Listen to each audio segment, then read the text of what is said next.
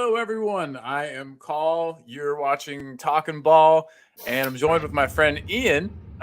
Ian, are you excited for the match today? Yeah, it's hard. It's hard to actually hang on. It's Friday night and we're playing football. I'm not doing the quiz. We already, That at your end. It's not at mine. we've already got a call. 1 second here. Hello. Oh, yeah, Ellie. Hey, yeah, sure, we'll get you on. No problem. Thanks for giving us a call. We appreciate you letting us know. Okay, here you come. Here you go. Oh, we should be DJs. Thank you for calling the show today. What record would you like? Hey, Ellie. Ellie is here. Hello, how you doing? All right, Ellie. Yeah, I'm really well. I'm looking forward to the match. Oh, just funnily enough, Colin just said that when you phoned up, and it's I can't get back. I'm not quite getting my head around the fact that we're playing on a Friday night. Friday night is doing other things but watching football. So, when we're finished, I'll pour myself a drink. I'm going to cook myself a lamb shank and some potatoes and vegetables, and sit down and enjoy it with a glass of red and. I'm happy for you, but I'm going to sit here and be working. I'll have the same headset on, except for I'll have the microphone turned down, and I'll be talking to customers, and I'll be watching the match right here. Yeah, but I'll be working. It's a hard life. But I'm glad you guys enjoy it double for me. That's what I was going to ask.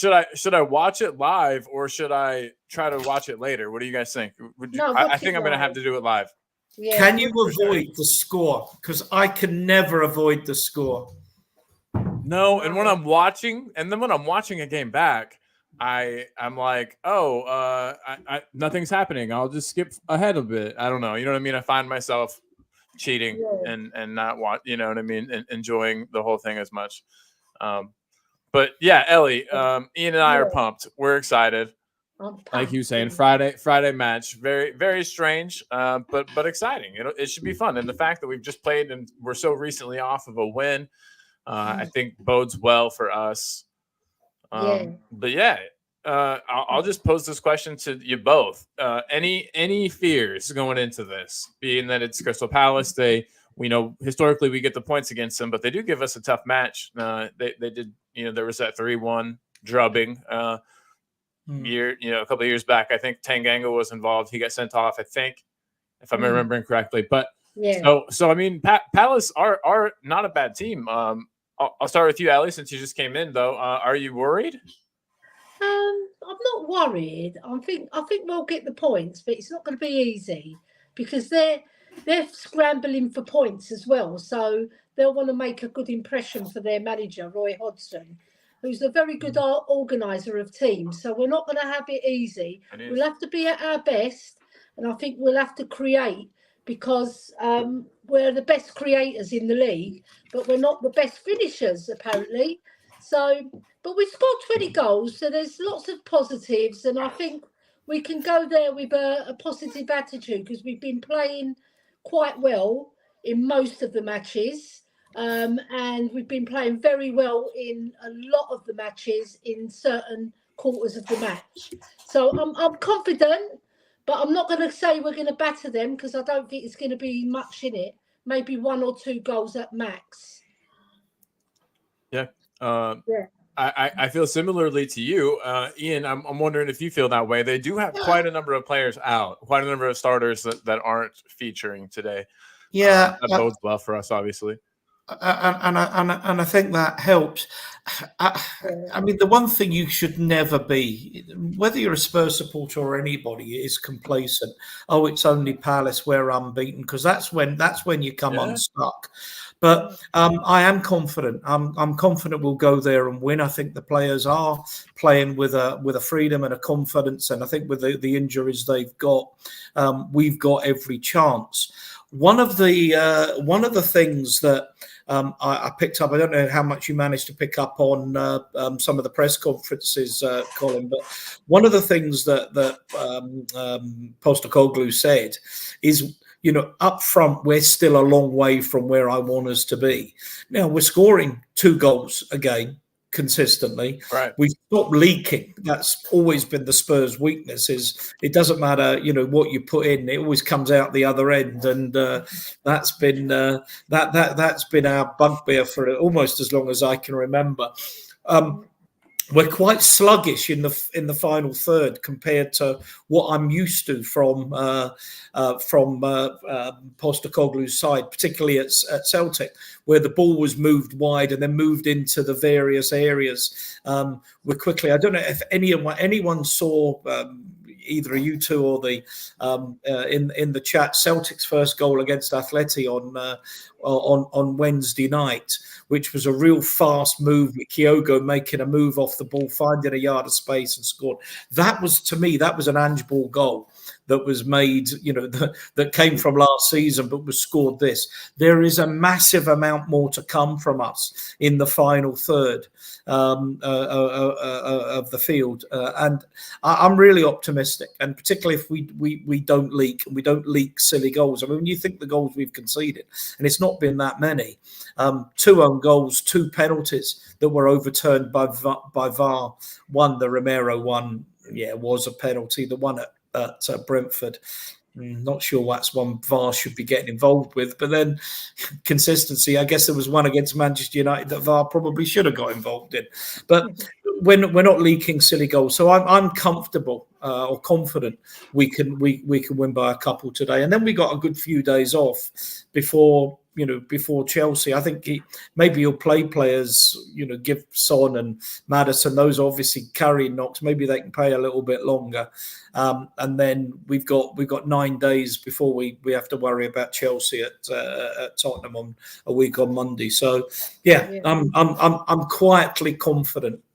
No Spurs supporter should ever be any more than that. Ever. And no football supporter, really. I mean, unless you're a Chelsea, I mean, not a Chelsea, sorry, a City supporter, maybe. But even then, I mean, any team can beat any team in the Premier League, and that's part of its, I think, global appeal is that there aren't ever any matches where anything is quite a sure thing. We've got some heavy hitters in the chat right now, guys. We've got Daniel E. What is up, Daniel? Daniel is ever present in the chat, always spreading his love for Mauro Icardi. Yeah. So he'll be doing that here. We've got Nita R in the house. What's up, Nita? Hi, Nita. And we've also got Wayne Bonner, who happens to be a Patreon member for this channel. And big up to Wayne Bonner. He is helping to keep the lights on around here, keep me looking shiny and pale. And that's for you guys. Thanks, Wayne.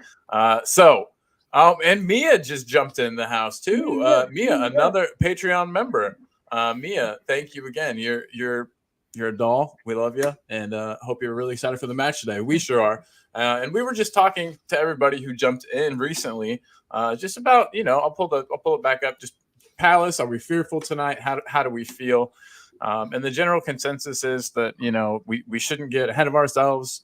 I think Spurs are a team that play to like the strengths or to the level of their opposition a lot of the time.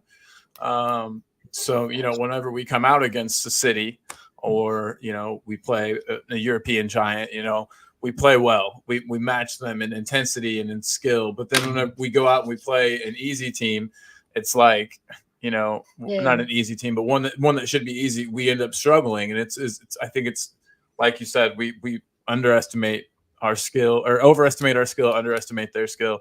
5 points clear tonight, though. Will ruin Palace if Hill Messi plays. That's a question I was going to ask you guys, and then Mia's comment said, "Good day." I love that. Australia forever. Australia forever. Yeah. But yeah, so I mean, the question I was going to ask you guys is too. Do you think Richarlison gets more game time tonight off the start? I mean, obviously there'll be some subs. Postecoglu has shown that he does make subs, albeit pretty late in the match, but he makes subs. So, do you guys think that we'll continue to see Richarlison start? That's a question I had. Is will we see either Brennan Johnson or Hill? You think tonight?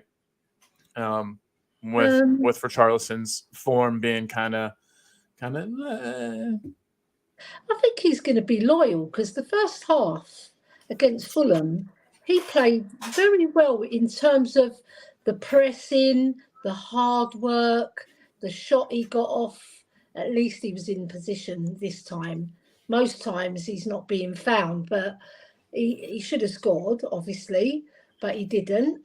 But I think he's going to stay loyal for him for at least 45 minutes. And then if it's not working, I think he's going to turf him off like he normally does. I just think he needs a few goals, doesn't he, to get his confidence up? Because his general play against Fulham in that first half was pretty neat. I thought he'd done quite well, and he pressed really well. But it's just his finishing. He's there to score goals. That's what we're judging him on at the end of the day. All right. It's all very well running around like a blue ass fly and helping the team, right? But if you're not, he's getting some assists along the way. He has some I assists think to his even name. a 5-year-old could have got that assist because all he had to do is pass it. That was a Tom Carroll to Gareth Bale assist. Yeah. I'm not taking anything away from the assist. Actually, that's a bit cruel, but he has to do more in the final third on the whole. That's what I would say. Yeah, I can't argue with that. I mean, do you know, sometimes Napoleon said, "Give me lucky generals," and sometimes maybe you say, "Give me lucky forwards," because you know, the two he missed early doors against Luton, that was the opportunity for him to absolutely kickstart his Spurs career. 2 goals in 4 minutes, and you know, you're on a hat trick for the last 86, and you're absolutely buzzing. He misses them. You can see the head and what have you. There's times he's looking up at the heavens.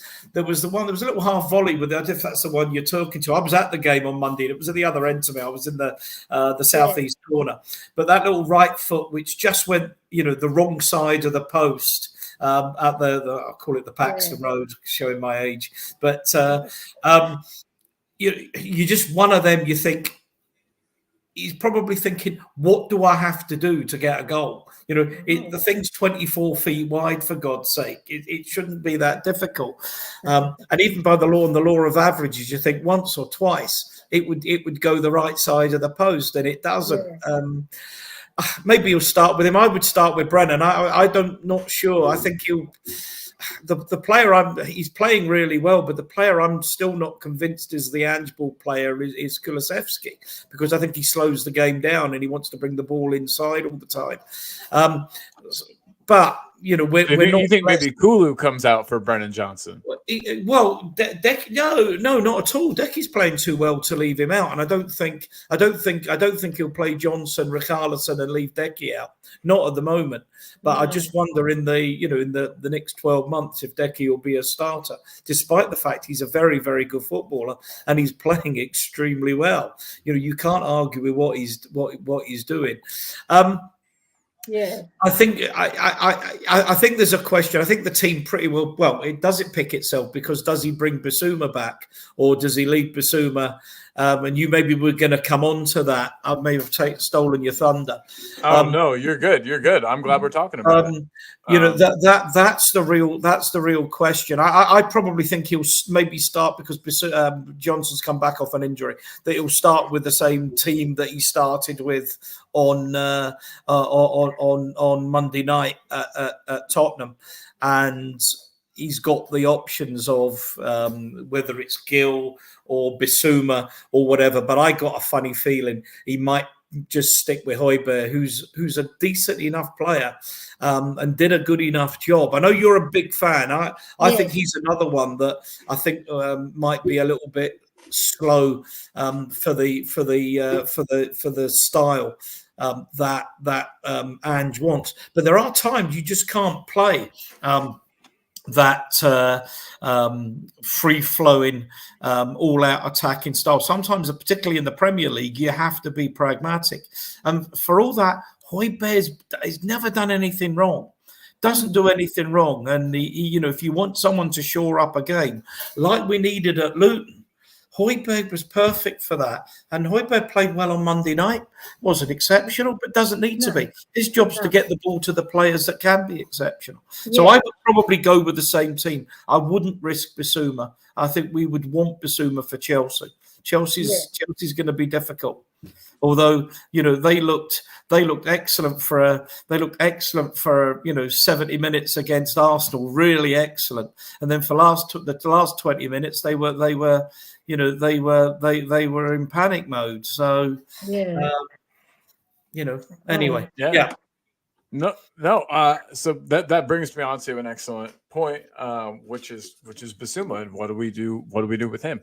Ellie, I think I know what you're going to say. That we need to play Højbjerg. That we need to play Højbjerg. You're surprised by my answer. I think he goes straight back in. I think he goes straight back in because his link-up play with Maddison is superiors to Højbjerg's and Maddison's, because Maddison hasn't really played with Højbjerg from the start at the moment. There's not really a great understanding. And I found that Højbjerg, he's a more methodical player, Højbjerg. He thinks about things before he's going to pass. And we need somebody who can think quick on their feet and drive us forward against Palace, because Palace are a different kettle of fish to a lot of other teams we've played. Right? They're very strong. They're very physical. That's exactly. And Daniel put that exact same thing in that comment here. They got a combative midfield in Lerma and Decore. They don't have a lot of creativity to hurt us.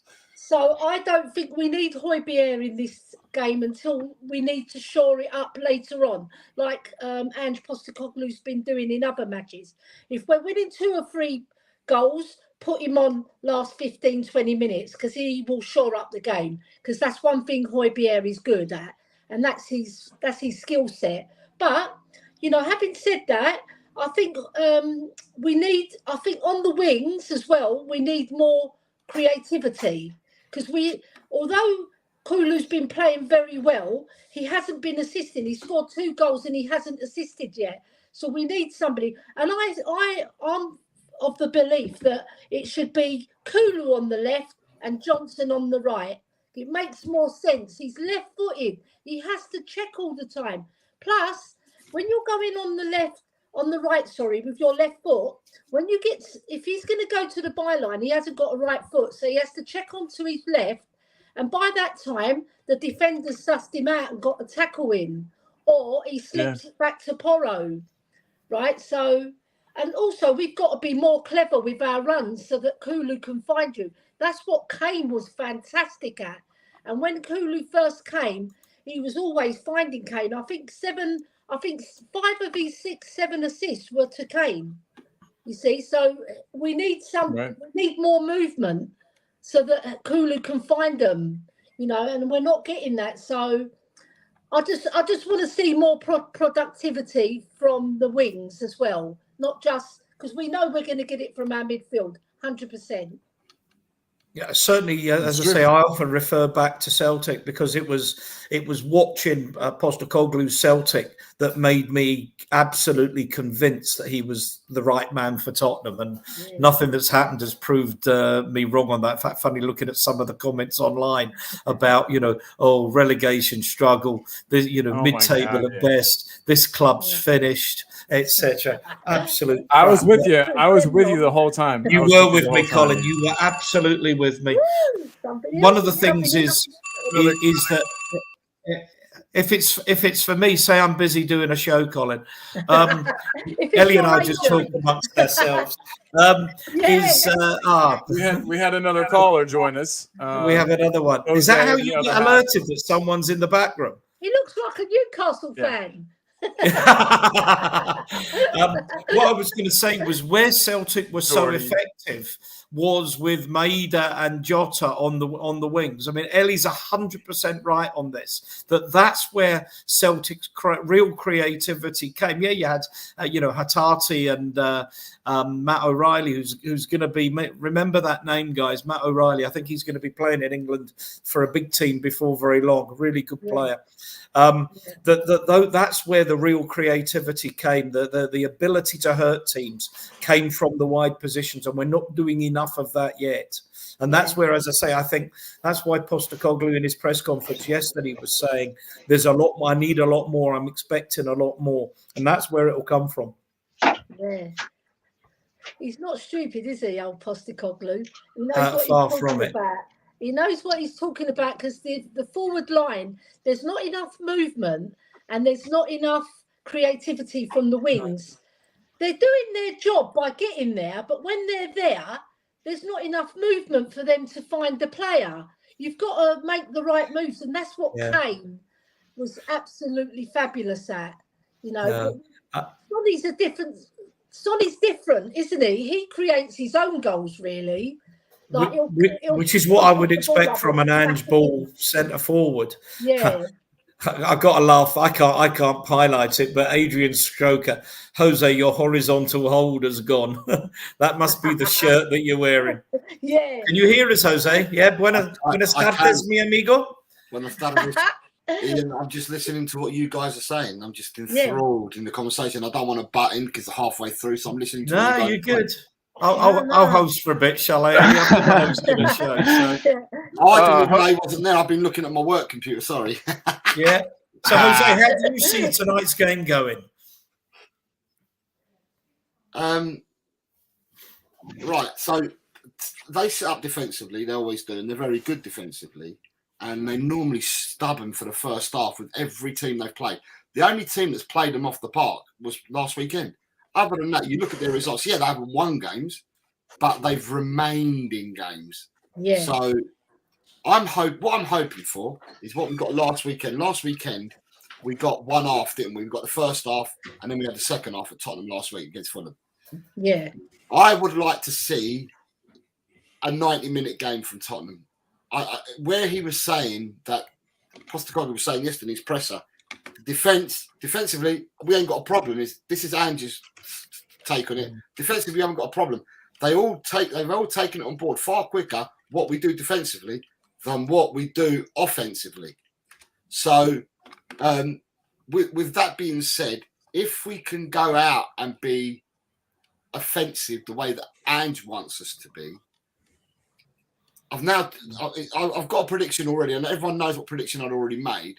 But if we can go out and give the first half and then give the second half performance, I can see us taking some players off in the second half and giving some of the newer lads a chance in the second half. A bit more than 10 minutes, if we're safe and secure by then. I hope we are. But at the end of the day, they're there to frustrate us. We need to just come off on the front foot. We come off the front foot, we will have the possession, nice possession, and our stats that we've got at the moment for the season, and it's not all about stats, but when it says that we're the most attacking side, we've created the most chances, and we've had the most touches in the opponent's 18-yard box, I expect them stats to grow tonight. Yeah. Along with it, I'd like to see the score go up from what my prediction was. Yeah. And we really want to be the top scorers because we're top of the league. We should really be the top scorers, but we're the fourth top scorers. But I think we're the second best defensively, maybe. Yes, yeah, you're quite right. You're quite right. Yeah. We are. Yeah, so we want to see that go up to the first best attacking, don't we? Absolutely. Yeah, I've been saying that someone is going to get a doing at some point quite soon from us. It won't be just once, though, Ian. It won't be just once, though. We'll do it more times throughout the season. Yeah. But someone's due one. You're quite right. I think someone's getting a doing. I to be honest with you, I put a few quid on 5-0 on Monday Monday night, and I should have checked my accumulator because I had a 15-1 accumulator going, but the one that missed was over 2.5 goals, so I missed it. Oh man, I missed a decent payout on that, but. Because I wasn't checking my accumulator while I was at the match, but I thought to be honest, I thought we were a bit. We were talking earlier, Jose. I think we've been a bit sluggish in the final third. You know, we're getting the ball, we're pressing quite high, and then it's right. We'll just pass it across and what have you, rather than enough real incision. And we do need more pace on the flanks for that to be working. which is why I'm, Sonny in the middle, fine. But we talked about Johnson earlier. People mentioning about Hill. I mean, I genuinely think there's talk we've been linked with other, wide players that can play across the front. I don't think he's entirely happy with his options up front at the moment. With the speed and mobility for the game he wants to play. Much as we've got a lot of good players and we are scoring goals, I think he'll want a lot more pace and a lot more mobility and agility to be playing Ange ball in that final third. But someone is going to get to do it. Someone is going to get to do it sooner or later. But then that's frightening, isn't it? I know. It's frightening to think that he hasn't got the players. It's frightening to think that he hasn't got the players he believes to play system. And we all know, and we should all realise that it's going to be one window after another to create the squad that you want to create. It's frightening what you say, that Postecoglou is thinking that way and that we're doing what we're doing at the moment. And yet it's still frightening and that's the way he's thinking. Yeah. He's like a head of projects, isn't he? Right? But you've got to take stock and then come January, if we're still in the mix, to strengthen. We're going to strengthen anyway. We will do, but it's how we strengthen. If we strengthen with Ange or we strengthen with Levy, I want to go towards Ange. And then we've got Bentancur to come back. Remember, guys, and did you see him in training? Yeah. Oh my God, what a goal he scored! And even Brian Hill, he was pinning them like he did one shot. Bentancur's shot was the best of them all, but Brian Hill was smacking them in, like left foot, right foot. He's a very talented footballer, and I don't think people realise how good he is. Yeah. Like they brush him under the table because they say, oh, he's too lightweight, he's too this. But this boy, he will grow and he'll get more stronger because we're working on him. Yeah? Once he gets stronger and he can hold the ball and like not get knocked off the ball that he was doing in his first year or two, right? But we didn't see a lot of him, did we? It was like snippets of him. But that Palace game, he played very, very well. And against Eintracht Frankfurt, he came on and he really impressed me. So there is a player there. He just needs to strengthen his whole physique. Yeah. I think one of the things... Can I ask you all a question? Right? Yes. From what you just said, from what I just heard, what you just said, Ellie, and I think I'm going to ask you all a question, but I'm going to ask Ellie to go first, right? Okay. And my question is, if you're out injured, right? Yeah. Like every team has injuries, okay? If you're out injured, right, and you're coming back to a struggling side, what is it? What are your feelings? What is it you need to show because you're coming back to a struggling side? And how does it feel on the other by the other token? If you're coming back from injury and you're coming into a winning and effective side, then what are your feelings then? And what do you think you need to do then in order to get into that team? Because what highlights this for me is the way you just said that you saw them in training, pinging, passing, blah, blah, blah, what else they do. Well, this is coming into a team that's winning. Last year, any injuries were coming into a Conte team where we were losing. Do you see what I mean? So what the person that's coming in, what are their thoughts? What's their thought process? Because they're now coming into a winning environment. Yeah. I can only speak on when I was a player, when I was coming into it, well, I was in the team, but if I was coming into the team that was struggling, I would do my damnedest to make that team tick, because it was my position to create for the team. So I'd do my utmost and I'd work my whatever's off. Right? You're really Langtrees. To impress my manager in training and on the pitch when it really matters. Because whatever you do in training gets you the nod. Yeah, because if you're impressing in training and you're working hard and you're doing everything the manager wants from you, he's going to put you in, hopefully, but there might be a better player than you that gets the nod, but you've got to work that harder. You've got to really work harder than the other guy, right?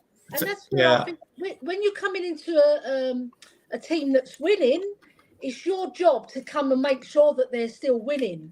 Don't drop your level. Go in with that same spirit and really do affect the games and just work all the time to impress your manager, because he could just chop you like that if you don't.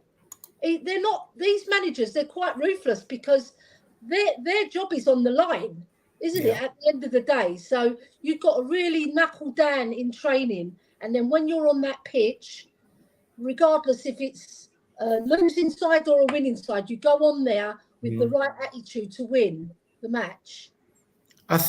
If I can come in there, Jose, I think you pose a really interesting question. And one of the things, of course, you go back to Conte, and my contempt for that man now knows absolutely no limit to the abject mismanagement of people. Just shows how, what a poor coach he was. But it's very difficult, I think, though, to come into a side like that where it's clear that your manager doesn't yes, you've been injured, but your manager doesn't fancy you much. There were comments that he made, which he may as well have come out publicly and said, why the fuck did we sign him? He's far too little for the Premier League, because that's what he was actually implying. Now, how on earth can can someone come in and perform if that's what the coach thinks of you? I'm really looking forward to seeing Gil. He's quick, he's lightweight, he's nifty. He will get the ball with little give and goes that I'm saying we're going to be boring people now. These little give and goes around the box, he will be excellent for them. And like everybody, I'd like to see him given a chance. If he can't take it, then fine. Let's move him on and cut our losses, which we've not been as good at doing, which we seem to be doing now. Because I'm sure Postecoglou would have told Levy in no uncertain terms, you can have these players and pay them a wage, but they won't be playing for me. So you're better off taking what you can for them and getting me in the players that I will play, because I'm not here to mess about. And some of the stuff he said in his presser was he's absolutely clear and very single-minded what he wants. And I'll add something to that. Another player into that mix who we've all forgotten about is Ryan Sessegnon. Now, granted, he's underwhelmed since he's been at the club. Granted, he's had serious injuries and constant hamstring problems, I think, since he's been at the club. But he's another one, not playing as a left back, not playing as a wing back, but playing as an orthodox left-sided forward who's got pace, who's got skill. If he can find some form, and particularly with somebody like Ange, who can put his arm around him and say, "Look, I believe you. Go out and do it." This might be saving us an awful lot of money. It might be pie in the sky from me, but when we bought.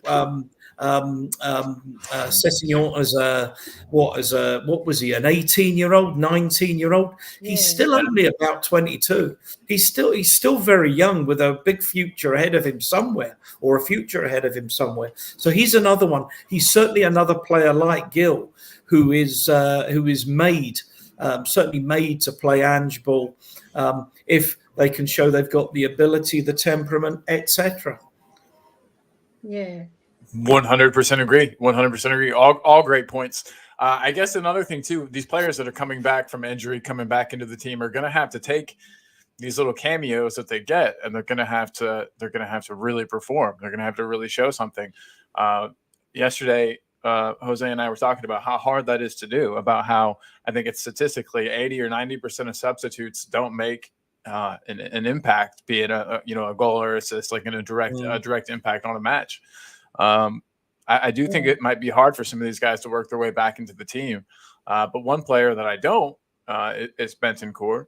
Do you guys think that he pretty much gets his starting position back if he's up to his play last season, or do you think that he needs to earn it back from Sarr? Do you think that Sarr owns it right now, or do you think it's kind of assume, or it's Bentancur and it's going back to Bentancur? Right. What a wonderful choice to have. I know. No what kidding, a wonderful choice to have. The other thing, it's November. It's November on what is it? When's 1st of November? Wednesday. It's my elder daughter, is going to be 37. And it just makes me feel so old. Right, sorry about that. Right, back to okay. yeah. No So we're nearly in November. We've got another international break coming. So it's likely to be end of November, beginning of December before he's even ready to play much football. he's not going to be ready to do 90 minutes. He may be coming on as after an hour and getting half an hour here and then we're into January and Sarr's off to the African Cup of Nations. Now, one of the things a lot of people have said is, of course, we lose Bissouma, we're going to lose Sarr, and we're going to lose Sonny as well. So we need goals coming from somewhere.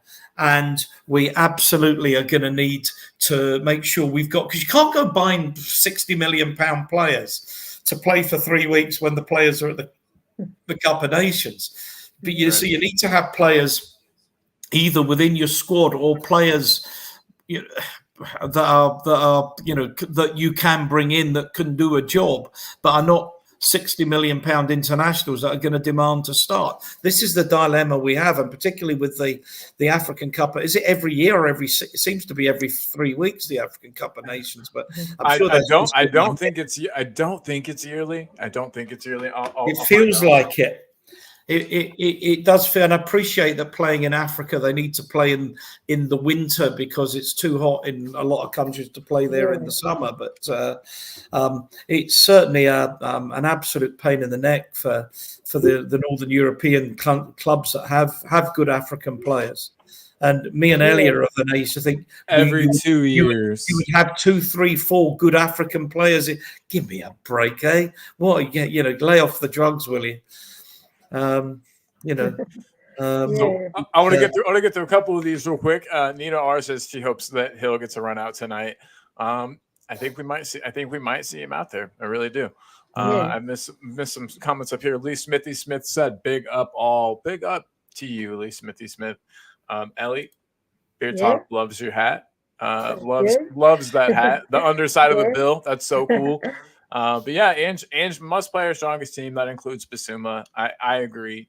But Bissouma's going to have to be careful and maybe not even. It limits his game not being able to get that yellow card. He plays a certain way, and I feel like you're really limiting him by telling him to be careful. But at the same time, he should be able to do that as a professional. Julie Sievers. My mother, my own mom. Hi, Julie. Says, "Good day, gang. Good day, Ma. Hope you're excited for the match. Hope you get to watch while you're at work today as well."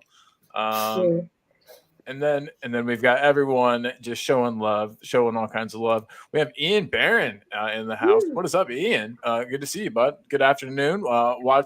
Everyone watching. Hope you're well and having a great day. Have liked as normal. Good luck with your channel. Ian, thanks a whole bunch. Really appreciate you. Ian is a good guy. Just met him yesterday, I think, or the day before. My days are blending. But Ian, it's good to have met you, man. Thanks for being here as always. And then Adrian Sorka says we will only lose players for a maximum of 12 days during AFCON and the Asian Cup because the Premier League winter break falls between the 14th of January and the 30th of January, which coincides with both competitions. And he is right. We have talked about this before. So is there a winter break? Yeah, there's a winter break this year. There is. Is there? I didn't even know that. Eh? What am I doing on a football talk show if I don't know that? Oh, I didn't know it until he told me. So I mean, is that right? I didn't know there was a winter break. So maximum 12 days. So that's like one match, maybe two. Yeah, I just too long. I sort of look at those blank weeks and just assume they're for the FA Cup. Something I'm going to talk about later, the FA Cup. Yeah. I love the FA Cup. Julius is trying to keep up while working. Can't chat much, but loved being here with you all. Great Spurs family. Yeah, well, hey, that's what we aim to create here at Talking Ball. We love you too, Julie. Family. Yeah, we love you too. So Todd Spurs is saying he's got a list of names that we need to bring in January if we were to compete and still be within touching distance of the league. I don't know who the first two of those players are. Do any of you three? And Jose, did you have to refill your latte? Just asking. I saw you drink that delicious looking latte. No, I didn't. I had to go and do something else work-wise. But can I just say? It looks so good. Can I just say before you continue, I'm going to go back a step. Ian, there is a winter break. Sorry, I didn't know. Okay, and the winter break that they're doing is the same as what they did last season or a couple of seasons ago. One team in February, there'll be 5 fixtures 1 week. So half of the league gets a week off, and them that get the week off play the following week. So then, like that, someone's had a 2-week break, so to speak. Yeah, That's the way they've decided to do it. Okay. Yeah, so just to let you know that. Sorry, I'm going to go back because I didn't hear what the answers all were. The reason why I asked the question that I asked, right, is because it's trying to get into the mindset of the players that are coming back. Is it easier for them to come back to a winning team in the sense of not get back into the team, but easier for their recoveries? You know, do their recoveries get boosted because you're coming back into a winning environment more so than your recovery gets boosted by coming into a losing environment? Do you see what I mean? That's what I was trying to get to. I misunderstood you initially. What their thought processes must be. Because me looking, if I was someone like Benny, who's been out the longest, and he can see that there's light at the end of the tunnel now that he's going to be back sooner rather than later because he's done his long schedule coming back, he must be looking to himself and thinking, I want some of this. I want to get into this team. I want some of this. And this is what I'm trying to see. And someone like Hill must be thinking, all right, not been really given a chance under the previous managements, been sent out on loan and that, got my opportunity now because I got an injury before the pre-season because I think it was odds on that he was going to be loaned out. So he's probably thinking to himself, well, I've got now till probably January because I don't want them to think about loaning me out again. So I've got now till January to try and get into the team and show what I'm about. Yeah. I heard what Ian, also interesting what you said about Sessegnon. Sessegnon is the forgotten man because Sessegnon, when he played with Fulham and we bought him on the back of this, he was playing left wing for them. Yeah. Left back. Now, we're crying out for people. I mean, most Tottenham fans that I hear are crying out for people that will go past the player on the wing. Yep. And people are all saying that Perisic was doing it before he got injured and he gets crosses in. So Sessegnon, when Sessegnon was playing wing, and even when he hasn't been playing wing, and he was playing last season for Conte, he would get past the man and he'd put the ball in. He wasn't scared of doing that. So I think Sessegnon could become a weapon, but we need him to come back fully fit. It would be amazing to have somebody that could put in a nice cross for Richarlison since he only scores with his head. Do you know what? That would be beautiful. Right? With Sessegnon, right? He lacked confidence under Conte. Yep. It was almost like he was stifled, the poor boy, right? Because a lot of people say didn't want to put a foot player. wrong. He is a good player. His confidence with him and the fact that he's picking up so many injuries, he's scared to bomb down and take on that player all the time, right? And he would check. He would not always check, but because I watched him very closely because I was thinking, is there any substance in what people were saying? So I watched him very closely, right? And he was checking a lot of the time and passing it inside or passing it back rather than go to the byline. But when he did go to the byline, he got a very good crossing and they were fruitful as well. And I remember the first game, I think we played Southampton. I think he scored, or maybe the next game. I know he scored in one of them when he came in and he stormed in. So he has got it, the boy. He's just those injuries have hampered him. Mia says that he needs to be sold. Sorry, he is made of cornflakes. I like the cornflakes analogy. Yeah, but sports scientists, they can build him up. Yeah, and they have been doing it at Spurs because I've seen him in training. He's doing strengthening training. Adrian, so that he doesn't break down again. Adrian's on your side too here, Ellie. He's had problems, I think, with this hamstring that's constantly going, and that's why he's had the surgery. And the surgery was meant to correct this problem permanently rather than being in, being out. But Ellie makes a really good point about his confidence. And you can see with so many players, Bissouma's probably the classic case of a player who had his ability and his confidence coached out of him.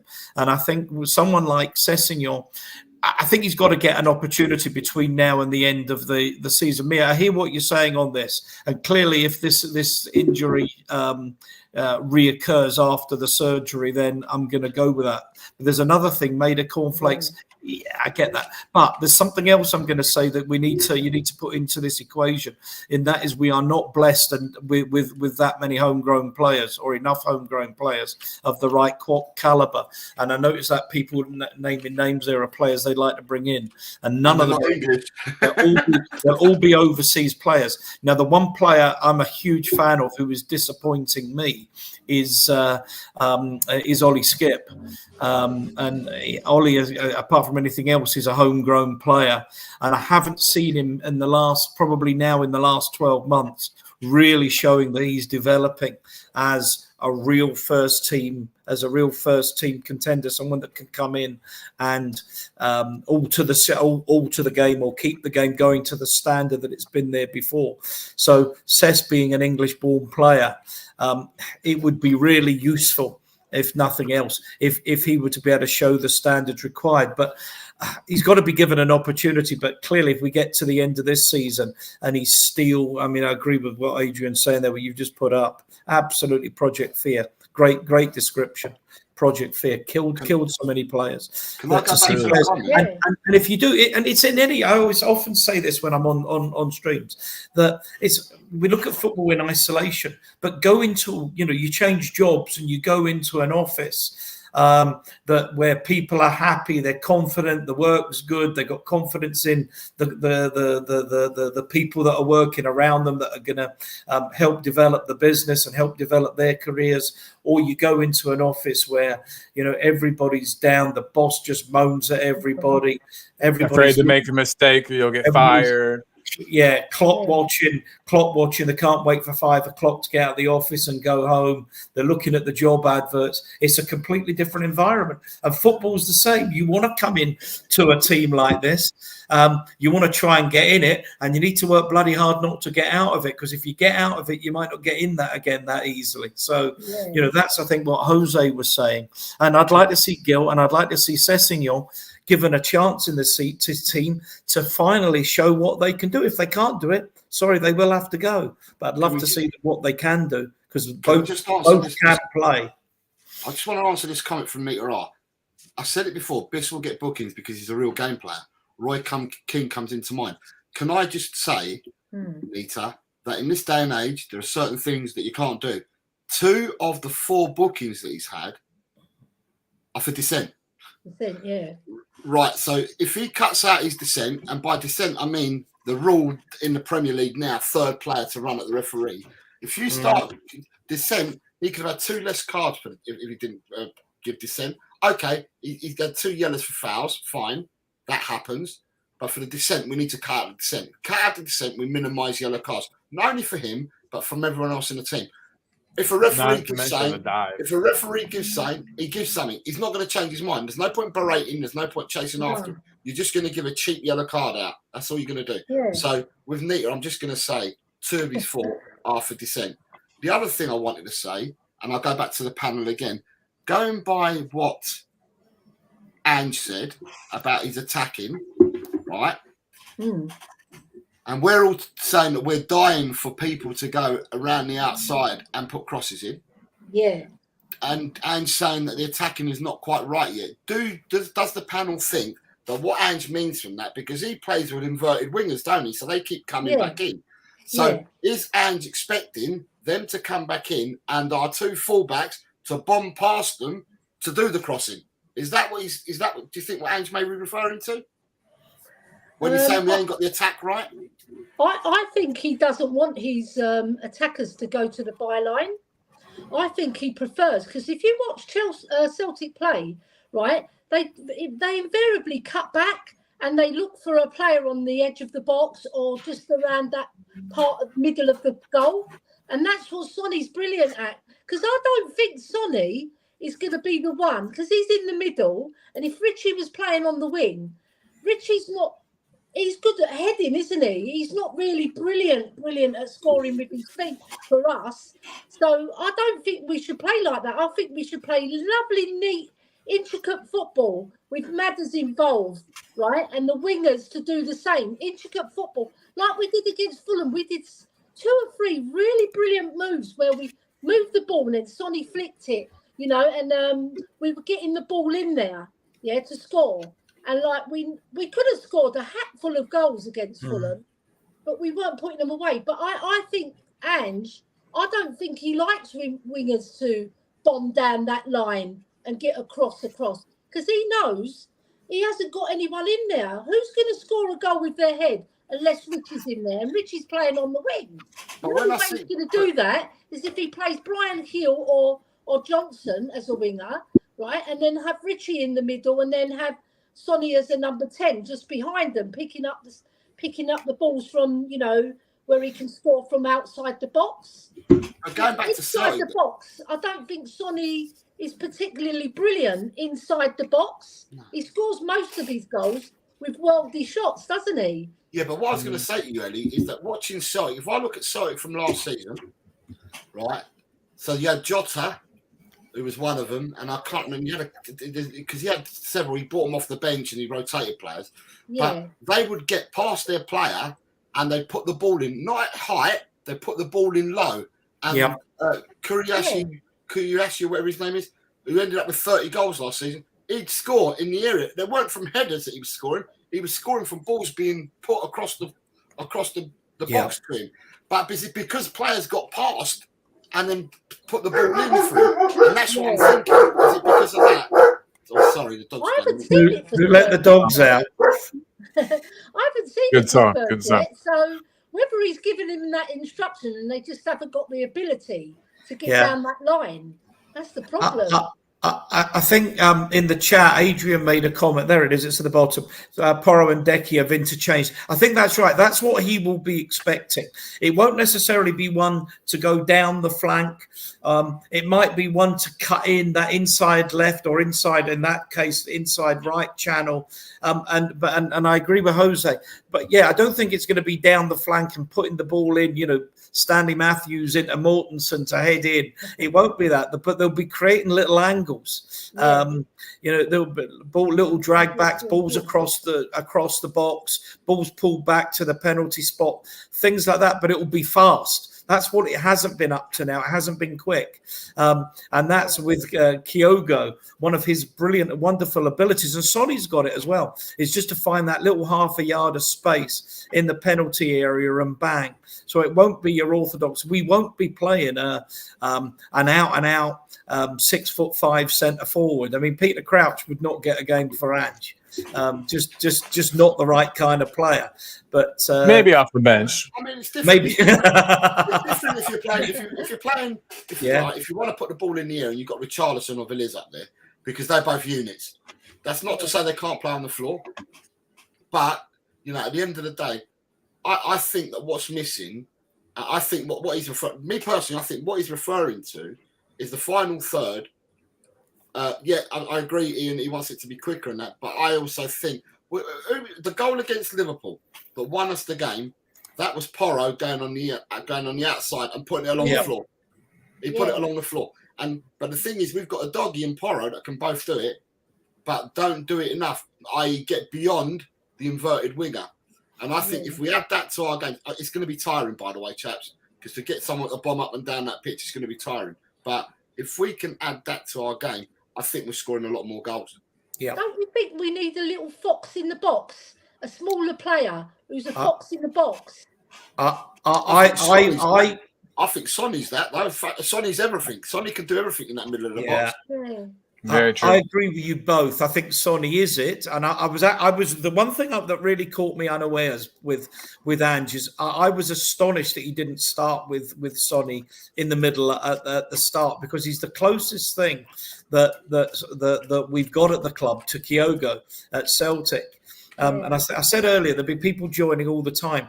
Have a look. Go on YouTube. Have a look at Kyogo's goal, the first goal that Celtic scored against Atleti in 4 minutes on Wednesday night. That was a real. I know Ange isn't the manager of Celtic anymore, but that was a real Ange ball goal, the kind of goal I expect us to be scoring.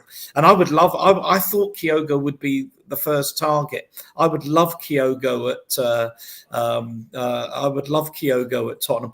Jermaine, to bring Defoe back. Jermaine Defoe would be absolutely perfect for Ange.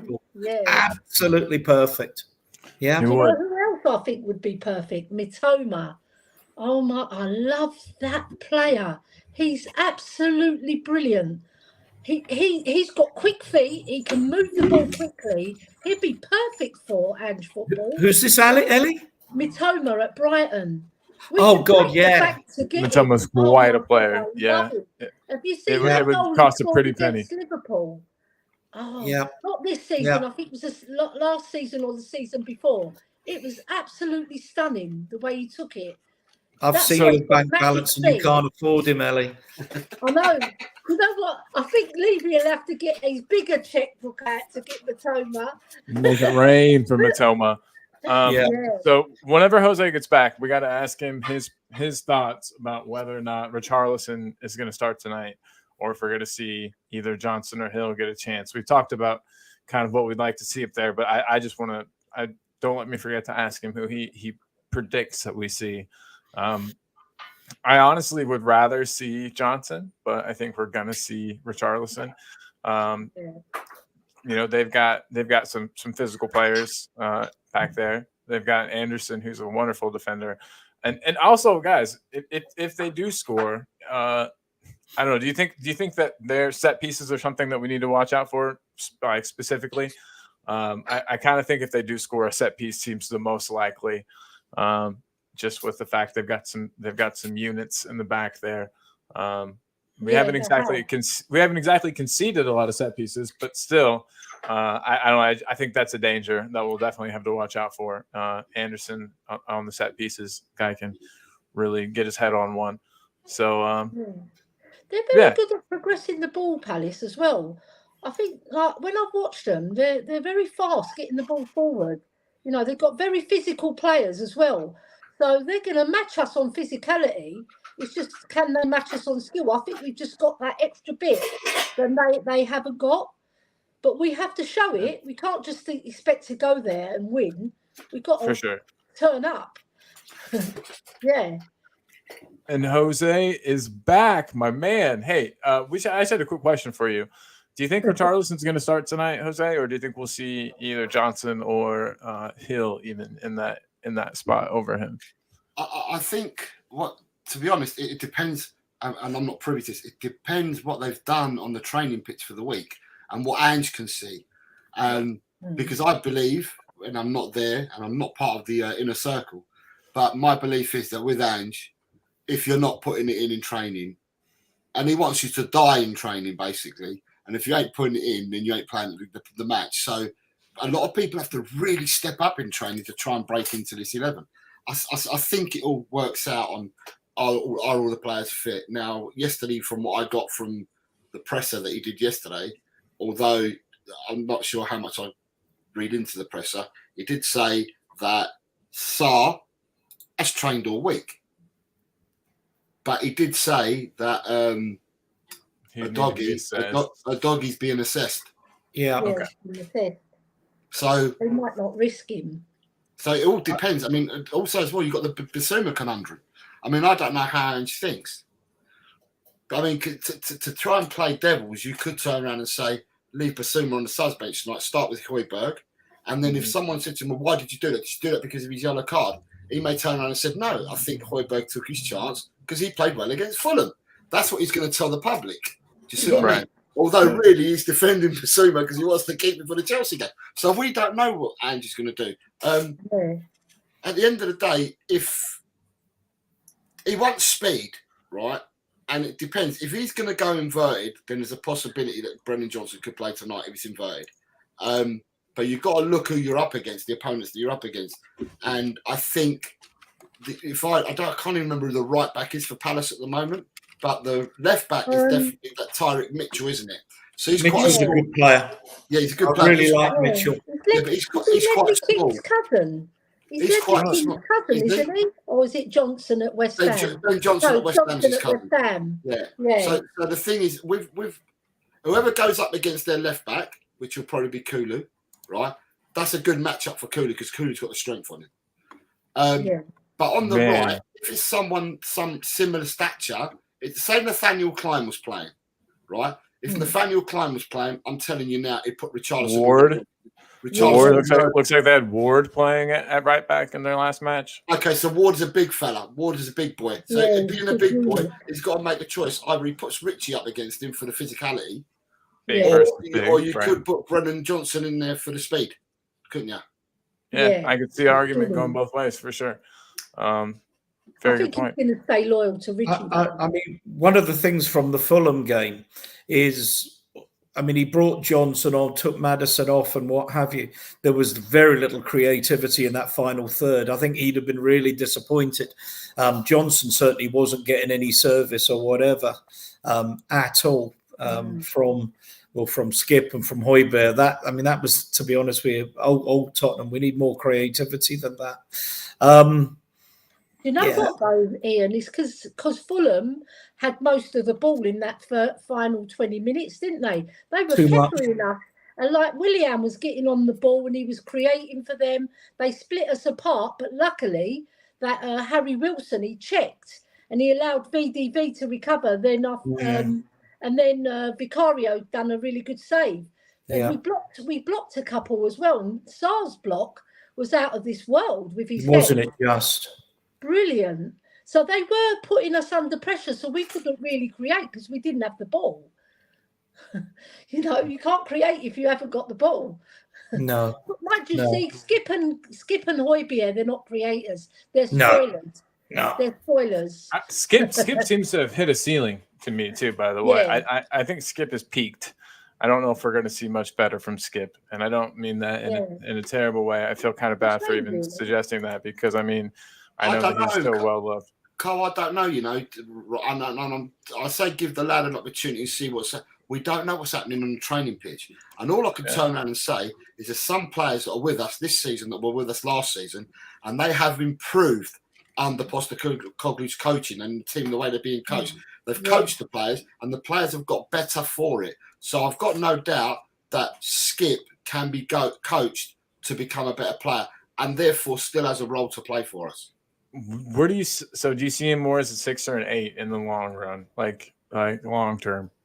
What do you think his best position is? I'm trying to imagine him successful and a team being successful, and I'm trying to imagine his role. Okay, so a 6 is basically a single pivot.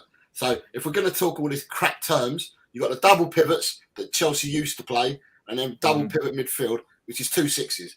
And one 6 is a single pivot. Is that what we're going to say?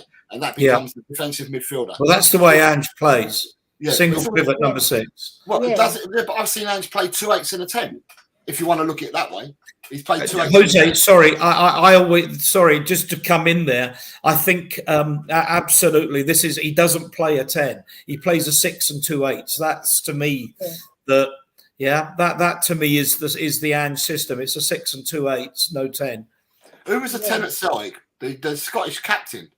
McGregor was the 6. Okay. In fact, he's not the Scottish captain, but McGregor played his 6 sorry, he's a Celtic captain. He's a Celtic captain, isn't he? The Celtic captain was McGregor, and McGregor was his 6. Okay. And what he played with his two number 8s were Hatati, the Japanese boy, and Matt O'Reilly, who I think come and play for Sweden or something like that. So he played. Hatati played the left side number 8, and O'Reilly the right-sided number 8, and then his choice was Maeda on the left side of the attack, Jota on the right side of his attack, and Kyogo was in the centre. And as a 4-3-3, I mean, I still see the press saying we play 4-2-3-1. To me, we don't play 4-2-3-1 at all. We play 4-3-3. But hey, what do I know? You can make the formation look any way you want, really. Of course you can. Of course you can, and it's very fluid under a quality manager like Ange. It's very, very fluid. For sure. You'll see Romero now bombing forward down the right flank, like he's creating dangerous spaces. Suddenly thinks he's Stanley Matthews down there. Right, so can I just say, there's loads of comments coming in. When are we doing the predictions? The predictions usually come just before the end of the show, and the maybe they went rid of it. And the director for me will be what we do, Ian, is we do the predictions for the week for the whole all 10 Premiership games, and then we're running a league table on the correct scores and that.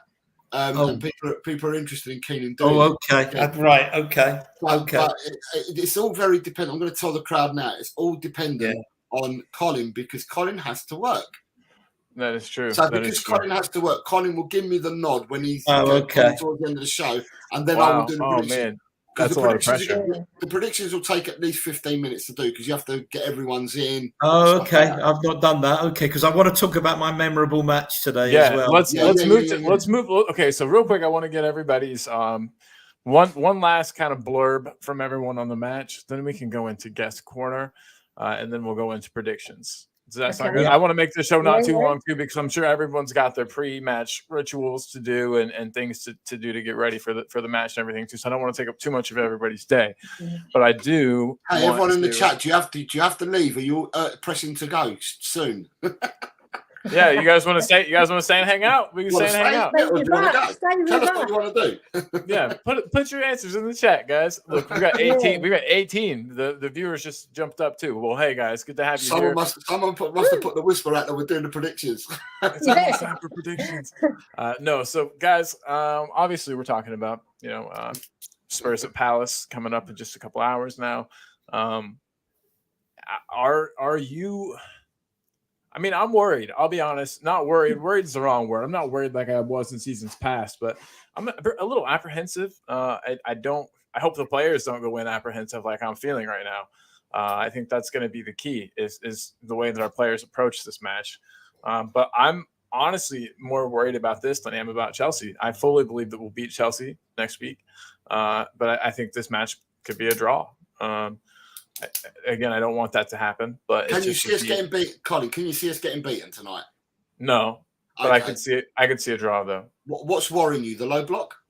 Yep, and just the fact that we have. It seems like Selhurst Park's probably a tough place to play.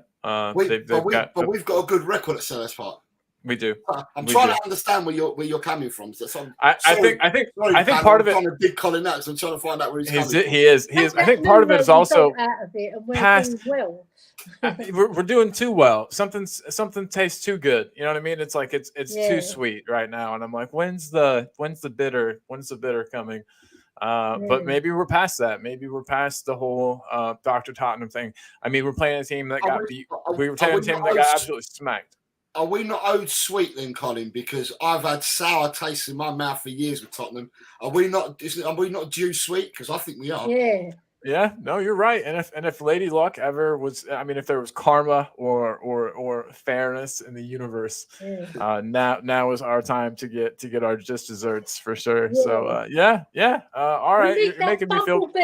You're making me feel better. To fly in and drop in the nectar and the honey.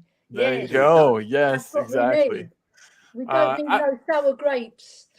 I don't know. I think we have one player that definitely will help us. And if you guys don't mind, real quick, I'd like to just play my tribute to him. So everybody, here's a treat for everyone. Our midfield maestro. Yes.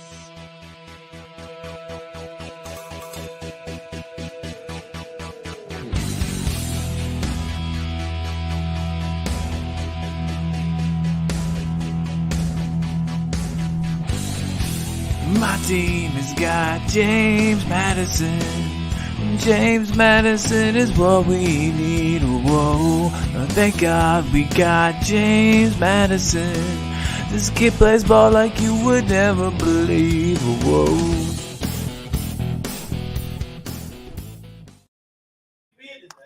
Yes.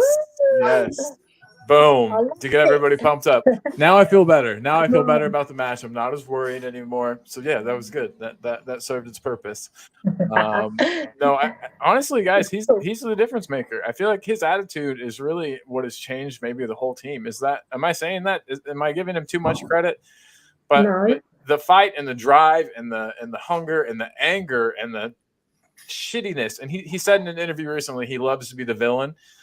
I think that's rubbed off on some other players. I think that attitude is contagious. I think it's a winning attitude, and I think that he's really helped to transform the team. Again, I don't know if if my mom, I guess I called him a kid. James Madison is a man. To me, everyone that's around my age, we're all kids still. I refer to myself as a kid or other 30-year-olds. So yes, Madison though. Love the song.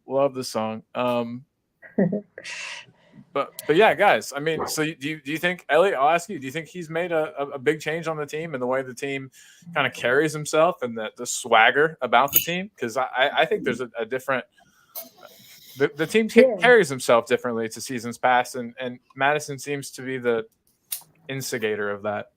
To me, yeah, and it's not just the swagger, Colin. It's his whole game and his whole attitude. And like I saw him against Sheffield United, like we were like taking a dip, right, and everybody was like not getting their game together, and he just went, "Come on!" And he really, because he's vice captain as well, which is a really good responsibility. And obviously, Postecoglou's seen something in him that he's a motivator and he gets respect just from his general play, right? So he lifted the whole crowd and we went on. It wasn't just that. It was just like his general talking with the players. He's always in their ear, right? And he's always demanding the ball because he's confident in his own ability to make that difference.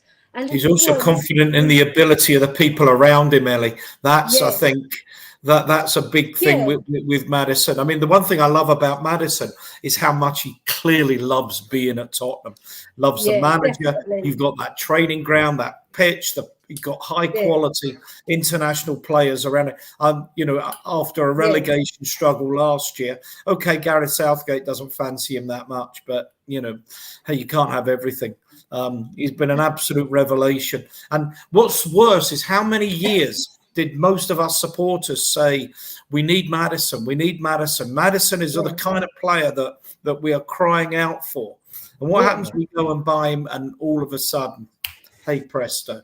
Born to play for Spurs, wasn't he? Born to play for Spurs.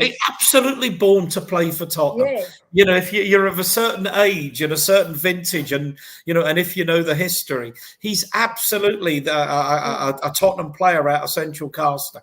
Totally, totally, absolutely right, Ellie. Madison. Sorry, it's 5. It's gone 5, and that looks huge, by the way. If I get the drink out.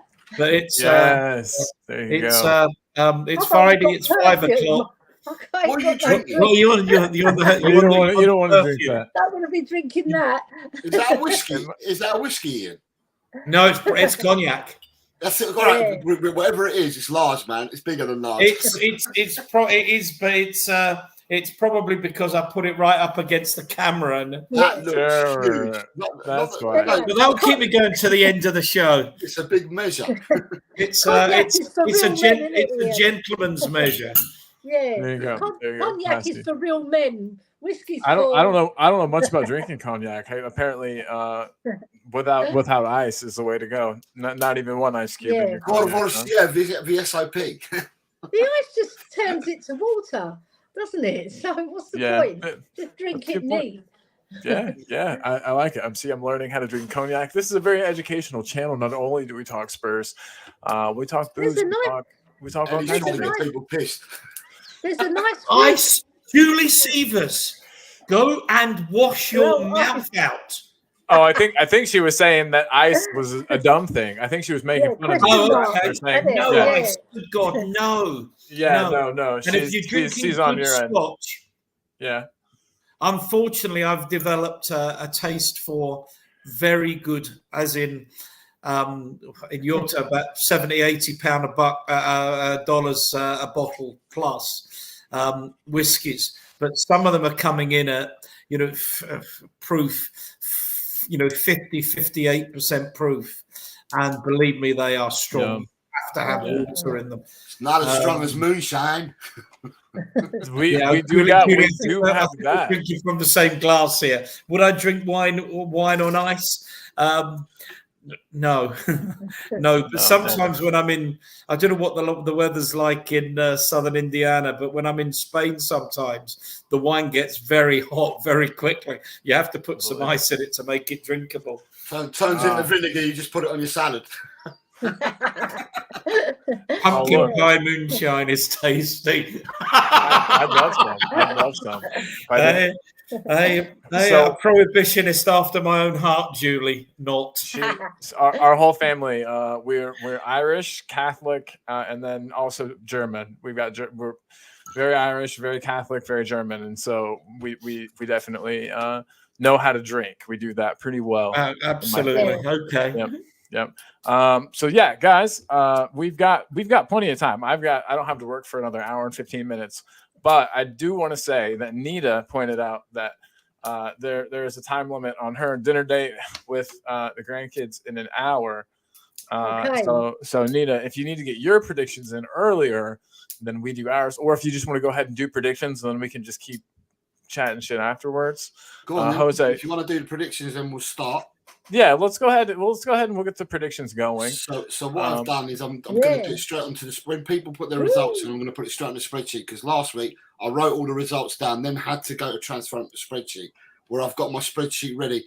At the moment, I've got the names of the people that were there in the first week, which was last week. So I don't know. Could you want to show the league table at the moment, Cole? Yeah, just before we start doing it. I can, absolutely. I got to find it real quick, but that's only going to take me 2 seconds. So the formula is if you get the correct score prediction, you score 3 points. Yeah. If you get the correct prediction, i.e. the team that wins get the wrong result, you get 1 point, and you get nothing for getting it all incorrect. So it's 3 points. 3 points for the correct score prediction, 1 point for the correct prediction. Yeah. All right, so I've just got into my email, guys. We're almost there. We're almost here. I get a lot of emails a day. A lot of them aren't important. Okay. Jose Garcia. Did you get the email from Postecoglou that you're playing on the wing? He actually, yeah, I did, and I'm actually running late for that. He said it was okay though if I was a little late. So I'm so good I don't have to train. It's one of those. Yeah, I'm Ledley King-esque in that I don't have to train my knee. The beard is aerodynamic. Exactly, 100%. So I'll add. Here is the table. It's a little bit hard to see. Let me see if I can zoom in on this. No, they're the score predictions for last week and who got them and who didn't. Right. That's the table near. That's what you need to zoom up. Yeah. Come on. There we go. Got a little too much. Off the top. Too much. Wait a second. That's it. That'll do. People can see that. Yeah, Okay. I'm not in it. There we I'm go. not in it. No, but you can start. You can start this week, Ian. Exactly. I would love to. Because it's easy to get. If you can get them, the predictions correct, you catch up quite quickly. So it's not a problem at all. But what we do is we're saying at the moment, first to fourth. So first the champions, second, third, and fourth your European material, and at the moment the bottom two are relegation cannon fodder, which is Colin and I. Hey. But that was a taster to draw people in. Now that people want to do it, I'm sure that Colin and I will improve on them positions as the season goes on. Absolutely. No doubt. So if we could start, then what we'll do, you can tell off now. We could start. So Ian, you're taking part this week, yeah? Are you going to start now? Love to. So then what I'm going to do is I'm going to put down your name because you're a new person doing it. So I've got your name in there. Right. So the first score prediction, please, people, is Crystal Palace Tottenham, as it's the first game of the weekend. Right. Who's So going first? Colin, give me a prediction. 3-0 Tottenham. Wow. Right. I'll go to Ellie because he played last week. Ellie, your prediction. 3-1 Spurs. Come on. Oh, Let's go 1-3, Tottenham. isn't it? Come on. 1-3. Okay. Ian. 2-0 Tottenham. It's a good one. It's a good one. I just think they're going to score from the corner. That's why I said 3-1. Yeah, I do think. I bet it's Anderson too. Remember when everyone said Anderson wasn't good enough for us? I definitely think he would have been a good acquisition. So we've got Chris Peters coming in at 1-2. Chris Peters. Chris Peters. Hey, Rakesh is here. What's up, Rakesh? Okay, so Rakesh is playing as well. So I'm just going to put Rakesh's name in. Hold on, Rakesh. Yeah. Right, sorry. Who's next up after Chris So Peters? it was Chris Peters, Nita. Nita's got 3-1 to Tottenham, yeah? Yep, correct. Nita. Next result, Rakesh 2-1.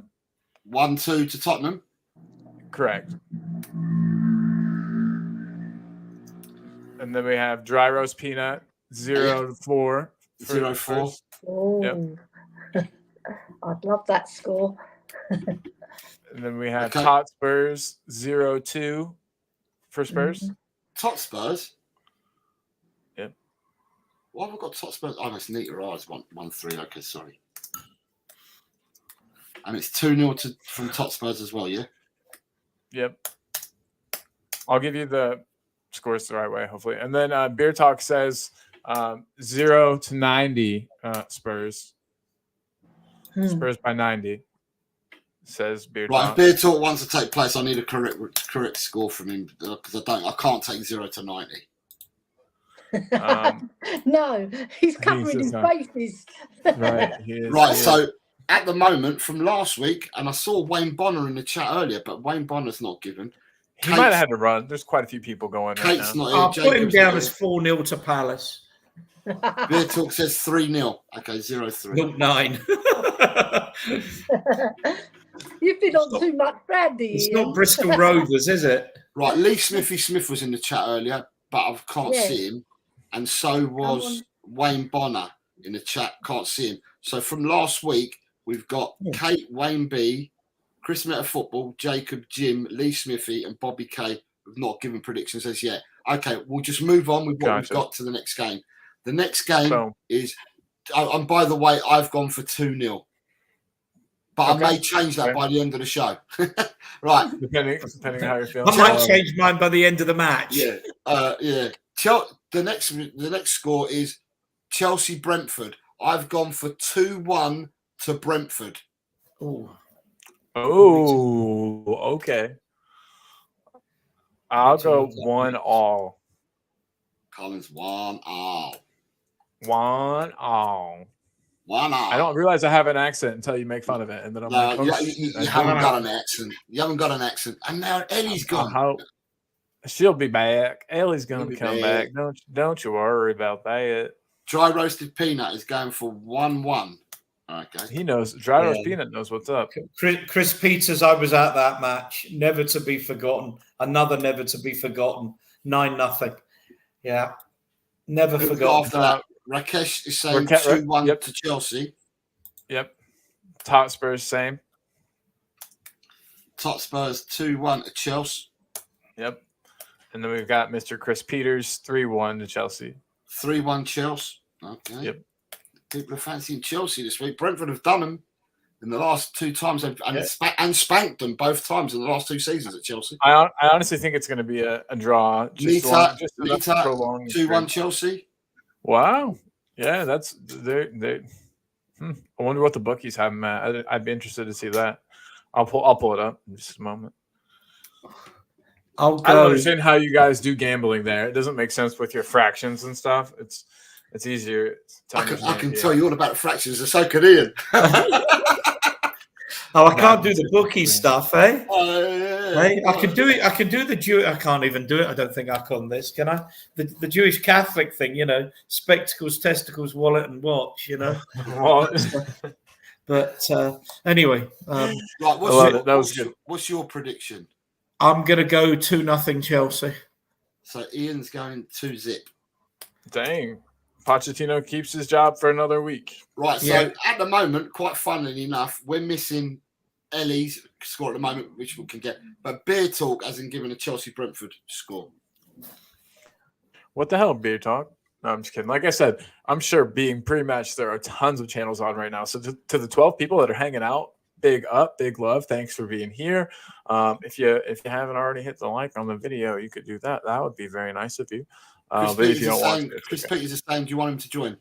Yes, Chris Peters, I would love you to join. I've sent a message. And Ellie's in the back. Let me get Ellie back on stage. Yeah, we'll get Ellie's Ellie's messing me about again. Sorry, my phone I gotta died. get Chris I Peters thought to I link. switched the switch on and I didn't switch it on. Sorry. Oh, that's what they all say. Ellie.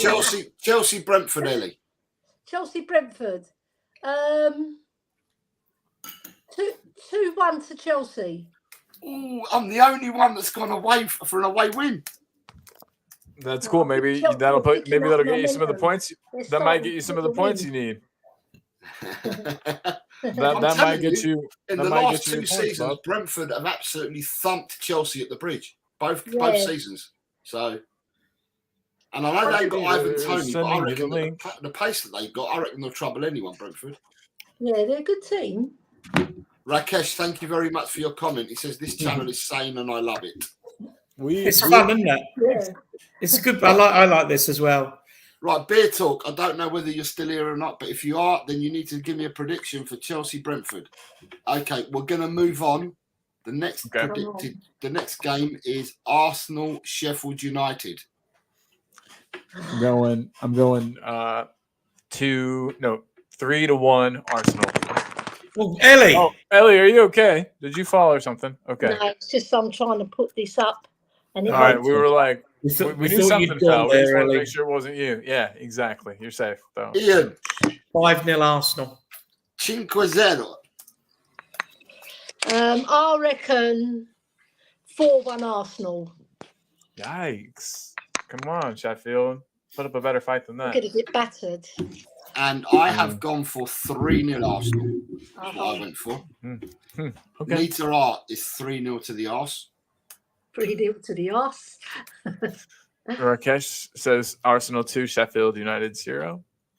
2-0. Top It's as usual. Spurs says 3-0. Yeah. Ellie, Chris says you're pissed as usual, and I'm the one on the drink. I have nearly finished that one. It's just that I didn't put it on the thing, so I'm holding it. Because you know when you put the charger in, it unbalances it. Yeah. Yeah, For so sure. I'm It's hard holding to- it there. Dry Racer has come in, so I'm now missing Chris Peters at the moment. Dry roast peanut. Well, Chris Peters is probably trying to join. He's joining the show. I sent him the link, so he By is telling officially. people, by saying it, Come and he's on. pissed as usual. Got time to say that. Exactly. Yeah, Chris, we would we'll love to see you here in a moment. Yeah. I bet Chris is having a good evening, getting ready for the match. So you guys, I'm thinking 6 hours. So this is a 8 p.m. kickoff for you guys. Yes. That's right. 8 p.m. That's awesome. It's That's 3 awesome. o'clock your time, yeah? Here's the 2 pisser. I'll o'clock. get him on. 2 I'll o'clock get him my on. time. Oh, 2 o'clock. Do your it. time. Get him on right now. Hello, pisser. Yeah, Chris Peters. It's Chris Peters. Hello. How are we all? All right. Hello. Doing great. Ready for a Spurs win while I'm at work. Like I said, I'll be sitting right here working, and then I'll just be watching. I can't decide. I would love to give it my full attention, so I want to watch it later, but I just won't be able to avoid the score. I can't do it. So, Chris, so that's my dilemma. I need your prediction, mate. Arsenal, Sheffield United. Who's at home? Arsenal. 2-1. 2. They're going to struggle, I think, Arsenal. Who's winning 2-1? Arsenal. Okay, sorry, because you didn't tell me just a 2-1. Not that I want them to, ever. No. I don't know. It's not what I heard. Beer Talk. Chelsea to win 2-1. Okay, thank you, Beer Talk. Beer Talk has returned. And I've got another score coming in from Beer Talk, which is 2-0 to Arsenal. Beer Talk has took the NA out of his name. I just noticed. Is this the real Beer Talk? Do we have an imposter Beer Talk? Let us know. Let us know. Right. The next game that I'm looking for is Bournemouth versus Burnley. I've gone for a 2-1 victory to Bournemouth. 0-0. So, according to popular opinion out there in the media, Iraola, the Bournemouth manager, they're saying if he doesn't get a result this weekend, that they're going to dismiss him. Yeah. Oh, blimey. So, right, This is the same board that sacked Gary O'Reilly. Is I've got his name right? Have I? Gary O'Reilly last year has now gone to Wolves and doing really good things with Wolves. Gary O'Neill. There are some football directors that shouldn't be allowed near a football ground, even as a paying spectator. And the Bournemouth board are that imbeciles, deserve to go down. Just like Levy, you mean? Just like Daniel Levy, you mean? Oh, well, that's another story. I'll go 1-1, Jose. 1-1 as well. Okay, so Ian's going in at 1-0. Okay, Ellie. Yeah, I'm going to go for a Desmond Tutu and their manager to get a sack. Ooh. Yeah. Chrissy P. I'm going to go 2-2 as well. Oh. And I've got 2-1 to Burnley, so 1-2 from Totspurs. And now I'm waiting on dry roasted peanut. Meter R is coming in with 2-1 to Bournemouth. All right. I've got a pistachio. Does that count? Or dry roasted peanut is going in for the 1-1 draw. Right. It's dry. So we were talking about gambling earlier, and I pulled up some gambling odds, and this just has to be wrong, but it has Valith as the odds on, like the odds are highest. So the most likely goal scorer in the match today, according to this particular gambling site I use, is Valith, which take that as you would like to take it. But they have. And what's his odds? Plus 125. What's plus 125? So for every dollar you put you get one. You get 125 back. Yeah. Yeah, 25 to 1. So that's 9 to 4. There he goes. Honestly, That works out as 9 to 4. Bookmaker. That works out as 9 to 4. What's Sonny then? Sonny is plus 155. So it's not that much difference. Then he's just over a shade over 5 to 2, but under 11 to 4. Right. Exactly. He's probably at 13 to 5 chance. Again, your odds, your fractions are doing me in. I don't know. Your odds that they're not giving you great odds there, are they? No, they're not. They're really not. I was gonna make a cheeky little bet on today's game, but I don't think I'm going to. Well, you want to look at the English betting sites and join one of them because your odds are far better. I'm gonna have to I might have to get a credit card over there. Right. And for the children listening out there, do not bet. It's not worth do not it. gamble. Keep your You're just giving money away. Only money you can afford to lose. Don't mix. No. I have shares in a couple of horses.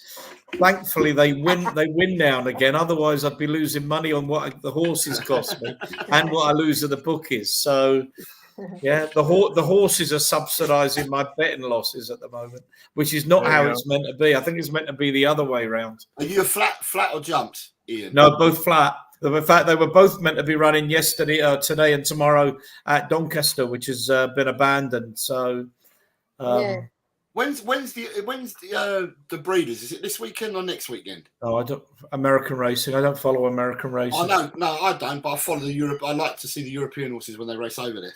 I'm not a gambler, but I do like watching the horses. So,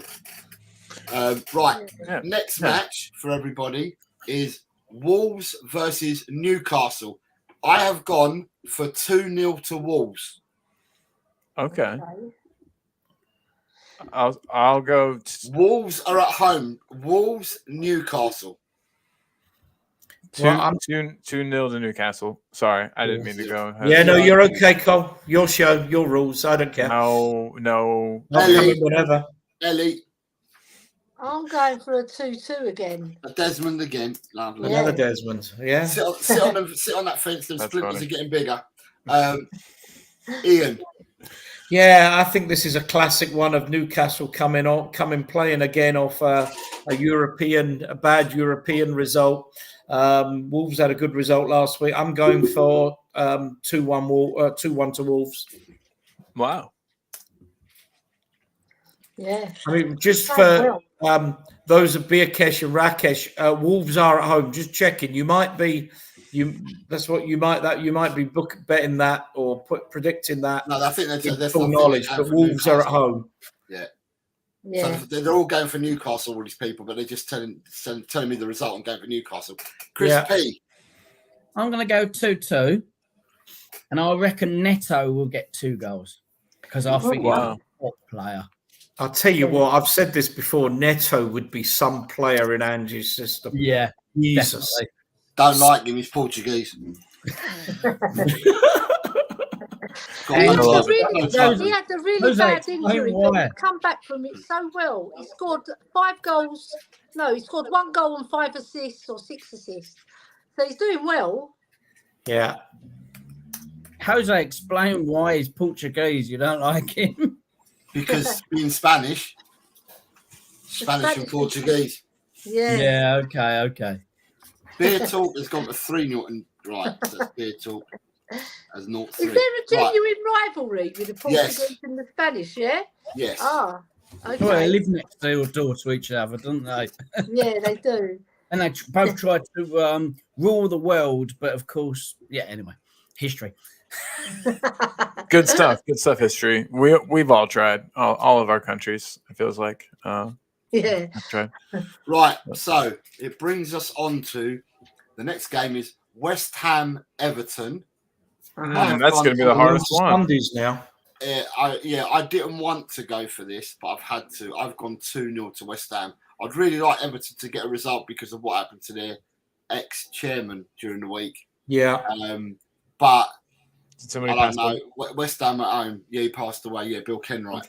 Yeah. And he was rest in peace. He was Everton through and through. He bled blue blood. There's no doubt about it. He done everything he possibly could for that club.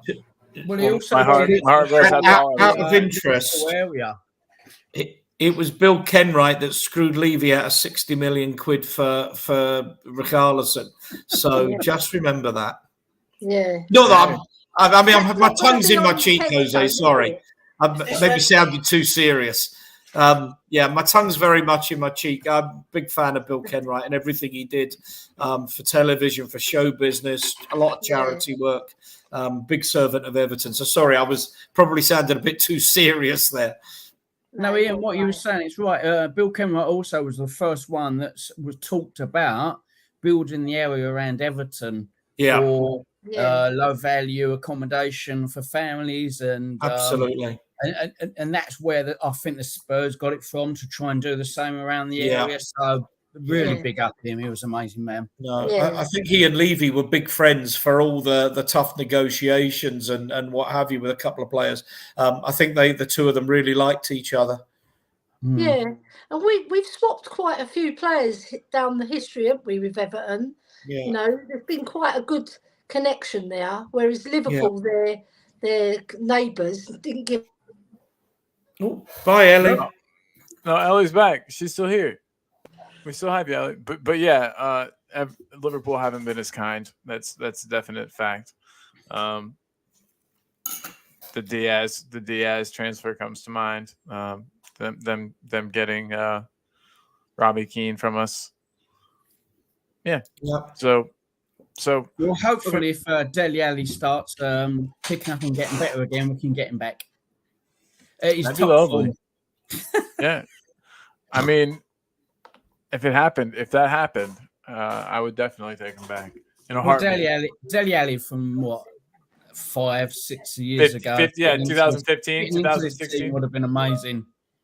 Yeah, exactly. I don't think he'll ever have that form back. For one, I really do think part of his first 2 great seasons were the fact that people didn't know how he played, weren't ready to defend him, and weren't ready for his late runs into the box. Once that got figured out, he was never quite as effective. Colin, I need your score, mate. West Ham Everton. Okay. West Ham 2, Everton 1. Thank you. That was my husband's fault. He was phoning me to see what we want for shopping. Ellie. That's a good man. Women. Oh, just blame the husband. Just blame the man. Yeah, well, he keeps on phoning me, and I tell him, "Don't phone me this time." He's just he's a man. He can't. Ellie, your score prediction, please. For what? West Ham Everton. Oh, right. Okay. 3-1 West Ham. Oh, probably because of all the awesome players that we've been They sending lost to there the lately. Greek team, didn't they? Olympiacos.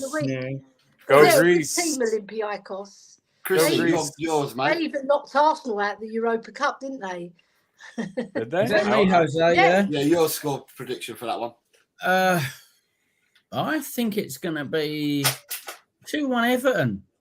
Yay! I really do think it will be. Ian. Yeah, funnily enough, I'm thinking Everton are due some luck. They don't seem to have had much. And I'm going 2-1 Everton as well. Nice. Boom. Yeah. Hey, Ian and Chris, I want to do a cheers with you guys. Cheers. Oh, cheers, eh? Cheers. Do not mix cognac and Coke. No, that sounds awful, actually. But this Coca-Cola is Cheap delicious. brandy and Coke I'll go with, but not cognac. Yeah. Brewdog, as usual. There you go. Right, there for you the go. chat, because you lot are far quicker than this panel. For the chat, the next one is Aston Villa Luton. And for those that want to know, I've gone for a Desmond Tutu in this game. Oof. Are you crazy? Yeah, I wondered that, but I didn't. I was too polite to say, Ellie. Aston Villa played away from home. They played in Europe again, and and I think that Luton, when we played Luton, right, out of all the teams that we've played so far this season, I thought the quickest team with the quickest set of forwards that we've played against was Luton. They were absolutely rapid. All three forwards that played against us were really quick, and I thought they posed us problems. Yeah, but they can't finish their dinner. That's the problem. Yeah. Okay. I've gone for a Desmond Tutu. What you saying then, Els? I'm going to say 3-0 Aston Villa. Okay. I just think they're going to batter them. I'm being generous as well. Chris? Villa at home, 3-1. I think Luton has scored, definitely. 3-1? Yeah. Ian? 4-0 Villa. I think you're better than mine. I'm back. I can't see it any differently to Ellie other than a battering. Mr. Tarkambal. Can't see it. 1-1. Aston Villa. Are Oh, well, some of us are hopelessly wrong here. Yeah, somebody's figure out. Nita's got to go, so she's giving me all her predictions in one hit. Thank you, Nita. Big up, Nita. Thank you. We'll get those in there. Nita, very nice having you on the show, joining us today. Hope you have a very nice date with the grandkids. And yeah, come hang out again. We'll see you soon. Yep. Come on, you Spurs. Come on. Yeah. Right, so Chris, so where are we now? Sorry, it says top Spurs giving me a score 3-0 Villa. Rakesh. 4-1 Villa. Hold on, I'll go down in order. The next one I need Dry Roasted giving a result. Yeah, 3-0 to Villa. Rakesh. 4-1 Villa. And Beer Talk. 2-0 to Villa. Beer Talk put some... Yeah. Need to put scores in. So you've got them, haven't you, Jose? Yeah, I'll put all hers in. Top Spurs. Good stuff. Give him a score. Yeah. Enjoy your grandkids, Nita. I've got mine tomorrow, so I know what it's like. Enjoy. Yep, I haven't got any yet. I'm waiting. I've got 3 daughters. That's what my mom always says to me too. When are you gonna have kids? I don't know. Eventually, leave me alone. She's on the road to perdition, though. That's what I worry about. Okay, right. So just put the lot. She's on the road. Perdition. She's on the road to perdition. I worry about that. Well, so Mr. Tarkambal, right? What say y'all on Brighton Fulham? I think that Fulham are probably gonna lose, but just for fun, I'll say Fulham 2, Brighton 1. Right, but remember we're trying to leave the bottom spots. No, I think it's gonna be. I think it's this is gonna be a shock. I'm gonna get points where no one else does because no one's gonna guess this one. I'll tell you what, your accent's brilliant. You've got to do a show speaking like that. Fulham 2, fantastic. Fulham 2, Brighton 1. I swear it right there. That's all you need to do. Lovely. You know, this is brilliant. Thank you. I love it. Thank you, sir. Thank you LA, very much. What say yo, Ellie? Ellie, what you got here? 4-1 Brighton. 4-1 Brighton. I think that's a safe bet right there. I mean, Brighton's got the better team. Let's be honest. Chris Peters. Chris 2-2. Another Desmond. You Desmond. It's got yeah. Yeah. He's got shares in Desmond Tutu. No, I feel Fulham have something about them. I do too. But yeah. Yeah. That Paulinho's a good player, isn't he? Who? Paulinho. Yeah, but he's a really dirty. He's a dirty boy, isn't he? He is. We love him. Hey, we love him. He was disgusting Monday night. He's Portuguese. He's like Mosh. He's well dirty. Oh my gosh. Oh my gosh. Ian. Sheesh. Sorry, my phone just rang. I had to cut it off. That's the bookies calling you, telling you you're a winner. Funnily enough, it was one of the racing managers of of the club I got a horse in. So you're not for. Hopefully, they're telling me it's been put down and I'm getting all my money back. There you go. I don't see Fulham scoring. I think that's where their problem is. They've not replaced Mitrovic at all. Willian's great. Willian had a great game on Monday night, didn't he? But not enough support. 3-0 Brighton. That's exactly the score that I've gone for.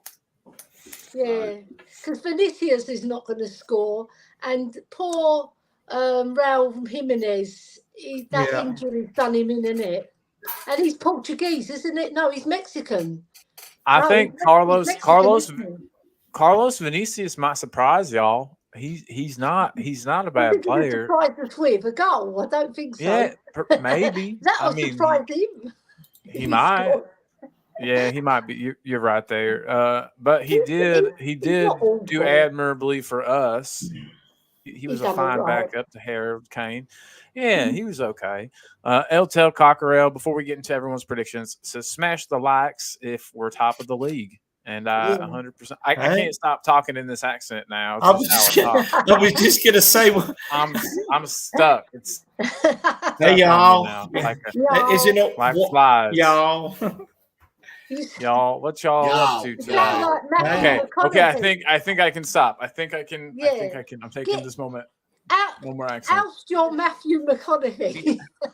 that was pretty. Hang on, guys. I'm just kissing my lady goodbye. Hang on. Oh, that's X-rated, especially because he's had a few cognacs. He is. Yeah, it's gonna be a boozy kiss for sure. Yeah. She's gonna get a mouthful of cognac. Yeah, she smells of oil and I smell of cognac. So she's probably drunk now. No tongues, Ellie. No tongues. We don't want to know what she's doing with that. No, she's off out to the quiz, which I would have gone to, but not when Spurs are playing. Thank you. Yeah. No. Right. Good man. Colin, absolutely. Next one. Yep. Liverpool Forest. I've gone 5-0. Good. God. Get in there. Do any of you, the Chris or Ian? I don't know. Do any of you do fantasy football? Yeah. No. The Barclays Premiership one, the ones that you do online. Yep. Have you said that you put a message out? You got to do your teams by 6 o'clock tonight or something? And is it 5:30? Yeah, you have to because we're playing tonight. Yeah. So what is it, by 6 or 5:30? Let me have a quick check. Hang about. No, the only reason I'm saying is that do you have Haaland in your team? Let me have a quick look. No, I've got Alvarez. Okay, so it's not going to affect you. Have you got Salah in your team? Yeah. Okay, so I've got Haaland in my team, and I've now taken him off being captain for this weekend, and I've put Salah in as captain for my points. I'm Son captain all day long. I haven't got Son in my team. I've got a Doggy, Romero, and Maddison in my team. I've got Romero, Son, and that's it. Okay. Yeah. No Maddie. Well, the thing was that you don't get many transfers, so I wanted last week to bring in Vicario, but I needed to swap another player in. And you lose points, don't you? Yeah. But I really want Vicario in. I don't blame you. He's Might have to do brilliant. that. Clean Right, Ellie, Liverpool Yes. Forest. I'm going to say 4-1.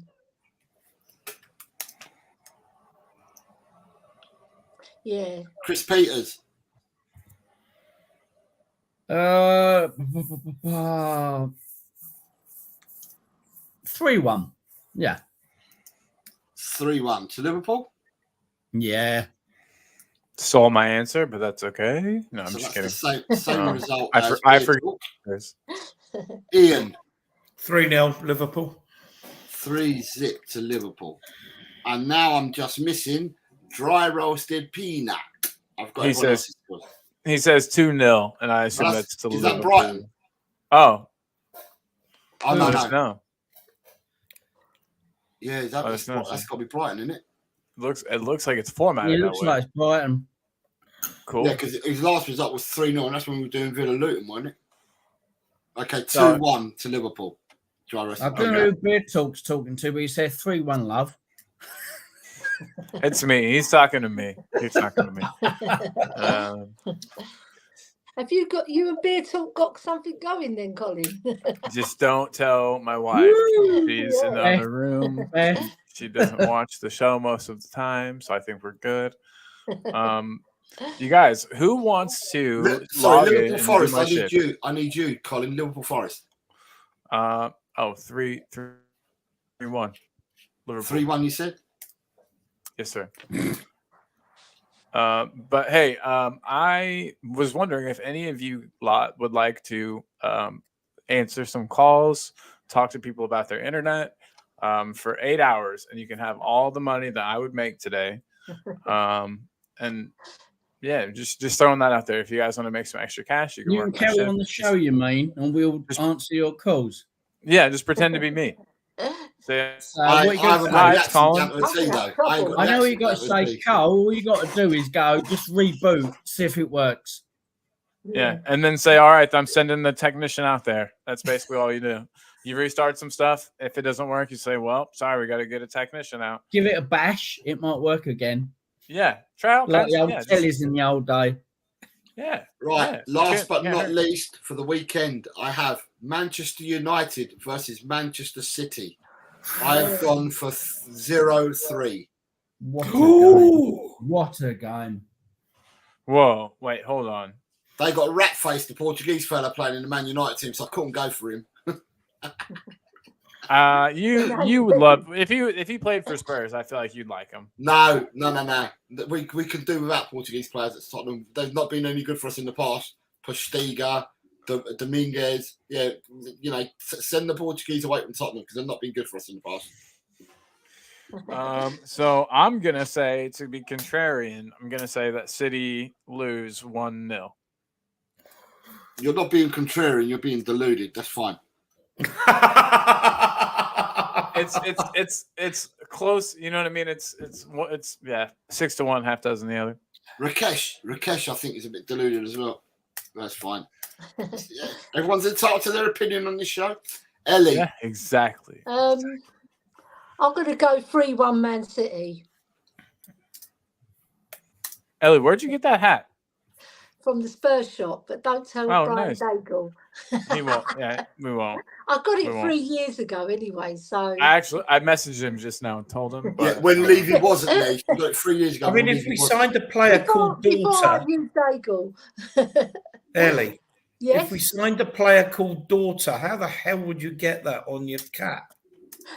It's very unlikely that we're going to sign a player called Daughter. That would be pretty cool, though. Can you imagine our duo up top being son and daughter? It's beer talk.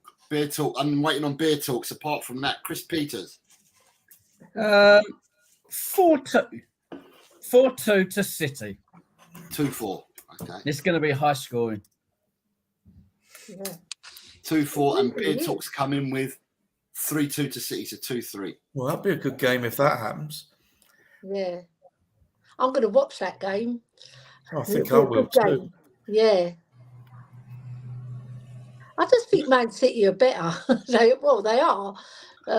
So Ian, I can't see Man United beating them. Ian. Yeah, I mean, the one thing, can we maintain a title challenge is, can City recreate what they did last year and keep winning games when it's hard, when you've won a title and won a Champions League and won an FA Cup? If we're going to win the title, we have to. Now, I'm going to go 1-1. Oh, yeah, I'm going to go 1-1. That's going to make me think we can. City can't maintain it, and therefore we can. So I'm going 1-1. That's half a Desmond. That is, yeah. That's only a half Desmond. I have to tell you, if they'd have given me a 1-1 at university rather than a 2-2, I'd have been over the moon. But they only gave me a 2-2. Jose, is it more of a legs 11 1-0? Well, it's only because when they're saying 22, and they'll keep saying Desmond. It's a Desmond. It's a Desmond. So I'm just saying, the Desmond. God. Yeah. Yeah, I do understand the legs 11 comment as well, Chris. Bingo. Right. So, unless people join us before the end of the show, that is the predictions. Anyone else that wants to get involved or has been involved either needs to come just before the end of the show. I had Chris Meta Football said to me he was going to text me, but he hasn't. Jacob might get a hold of us as well. I'll let him know that we're doing predictions again for this week. He needs to get them in. His Spurs one won't count if it's not before the match. Nobody's will count. There's no point doing them unless you're doing them before the start. No point doing them.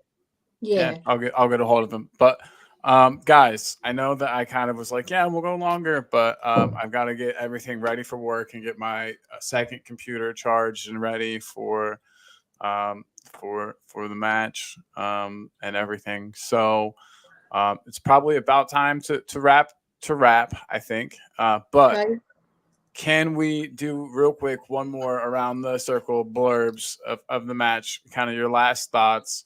Have people changed their results, by the way, for the Tottenham game on the panel? They said they might change it by the end. So, Colin, you've got 0-3. You keeping your 0-3? I am, but I also wanted to remind myself that Ian had a story. So we didn't do guest corner, but Ian has a special one, and I wanted Ian to get his guest corner in before we get.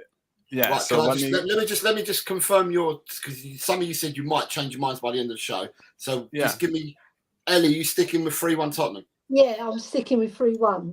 Chris, are you sticking with 2-1 Tottenham? No, I'm going 3-1. I'm going to change that to 3-1 actually.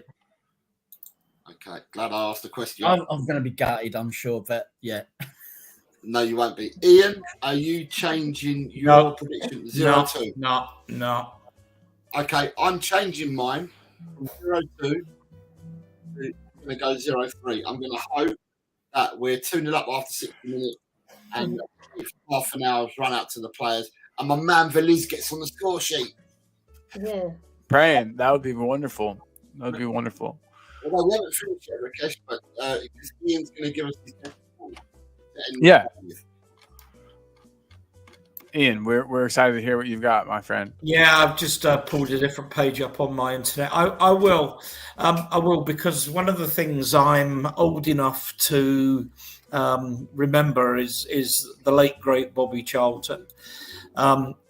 Now, this is funny because I'm going back to December 67, January 68, which is a long time ago. And there's probably not many people here watching or listening to this that were even born then. But I can remember having a friend over. We were messing about playing games, and my mum had said, "Oh, your dad's got a very special birthday present. My birthday's the 17th of December, and Christmas present for you." And eventually I dragged it out of her that she was taking me, or my dad was taking me to Old Trafford to see Manchester United play Tottenham Hotspur in the third round of the FA Cup. Now, that was a time, Ellie, you'll certainly know, Jose, yeah, maybe as well, when the FA Cup was huge, and being in the FA Cup and getting to the cup final was massive. And I can remember this day going on the train, having in the supporters club the days before the skinhead specials. Don't worry about what they were if you don't know. The supporters club train and going to the dining club car. And I remember walking along to Old Trafford, and my dad putting me on his shoulders, walking from Old Trafford station, and all I could see was people. I've never seen so many people in my life walking along. And I remember people had talked about the Munich air disaster. I didn't really know what that was, but I saw the clock, that famous clock that you see outside Old Trafford, where the clock was stopped on the, I think it's at the 5th of February, at whatever time it was when that plane crashed. And it was actually really quite emotional seeing that. Coming up to, we were a week then. It was played for whatever reason. I don't think the original game was snowed off, but it was played at the end of January. So we were just about a week before the 10th anniversary of the Munich plane crash, and one obviously that Bobby Charlton had survived. And I remember for the first time hearing the name Duncan Edwards. And being said that, everybody thought that Matt Busby would die and that Duncan Edwards would live. And Colin, you were talking about, coming from a Catholic family. And I know that in hospital in Munich, Matt Busby was given the last rites. Spurs had played Manchester United in the Charity Shield that beginning of that season at Old Trafford.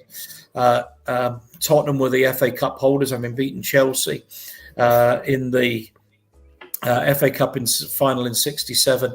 Manchester United had won the league in 67. And just to go through this, Man United, Alex Stepney, Tony Dunn, David Sadler, Ron Burns, don't remember him. Don't remember any Dogs playing in that game either. John Aston, Paddy Crare and John Fitzpatrick, George Best, Bobby Charlton, Brian Kidd, Dennis Law, Tottenham Hotspur, Pat Jennings, Phil Beale, Mike England, Joe Kinnear, Cyril Knowles, Dave Mackay, Alan Mullery, Terry Venables, Martin Chivers, Alan Gilzine, Jimmy Robertson. I mean, absolute all of them legends, pretty well all of them genuine club legends. And I put in my Facebook on last Saturday that legend is the most overused word in football for describing a player, but by God, most of them were legends. I remember George Best scored early, Martin Chivers equalised, Bobby Charlton scored just one of those goals for them, and I've never cried over football. The only thing that ever made me cry over football was Hillsborough. Losing a football match? No, come on. We love it. It hurts us, but it's only football. And Martin Chivers scored in the 90th minute. And I was almost crying with tears of joy as we were, we'd equalised and taken them back. It was my first ever away game. I was 8 years old and 6 weeks. And I was lucky as hell to see a game at Old Trafford, 63,500 people. My mates, my friends, my little friends were all so jealous of me. I've been to Old Trafford several times since. I've seen Celtic play there in European games. I've seen several Spurs victories there as well. But that was my first away game. It was memorable. Some great players. Bobby Charlton, what a player, what a man, what a genuine legend.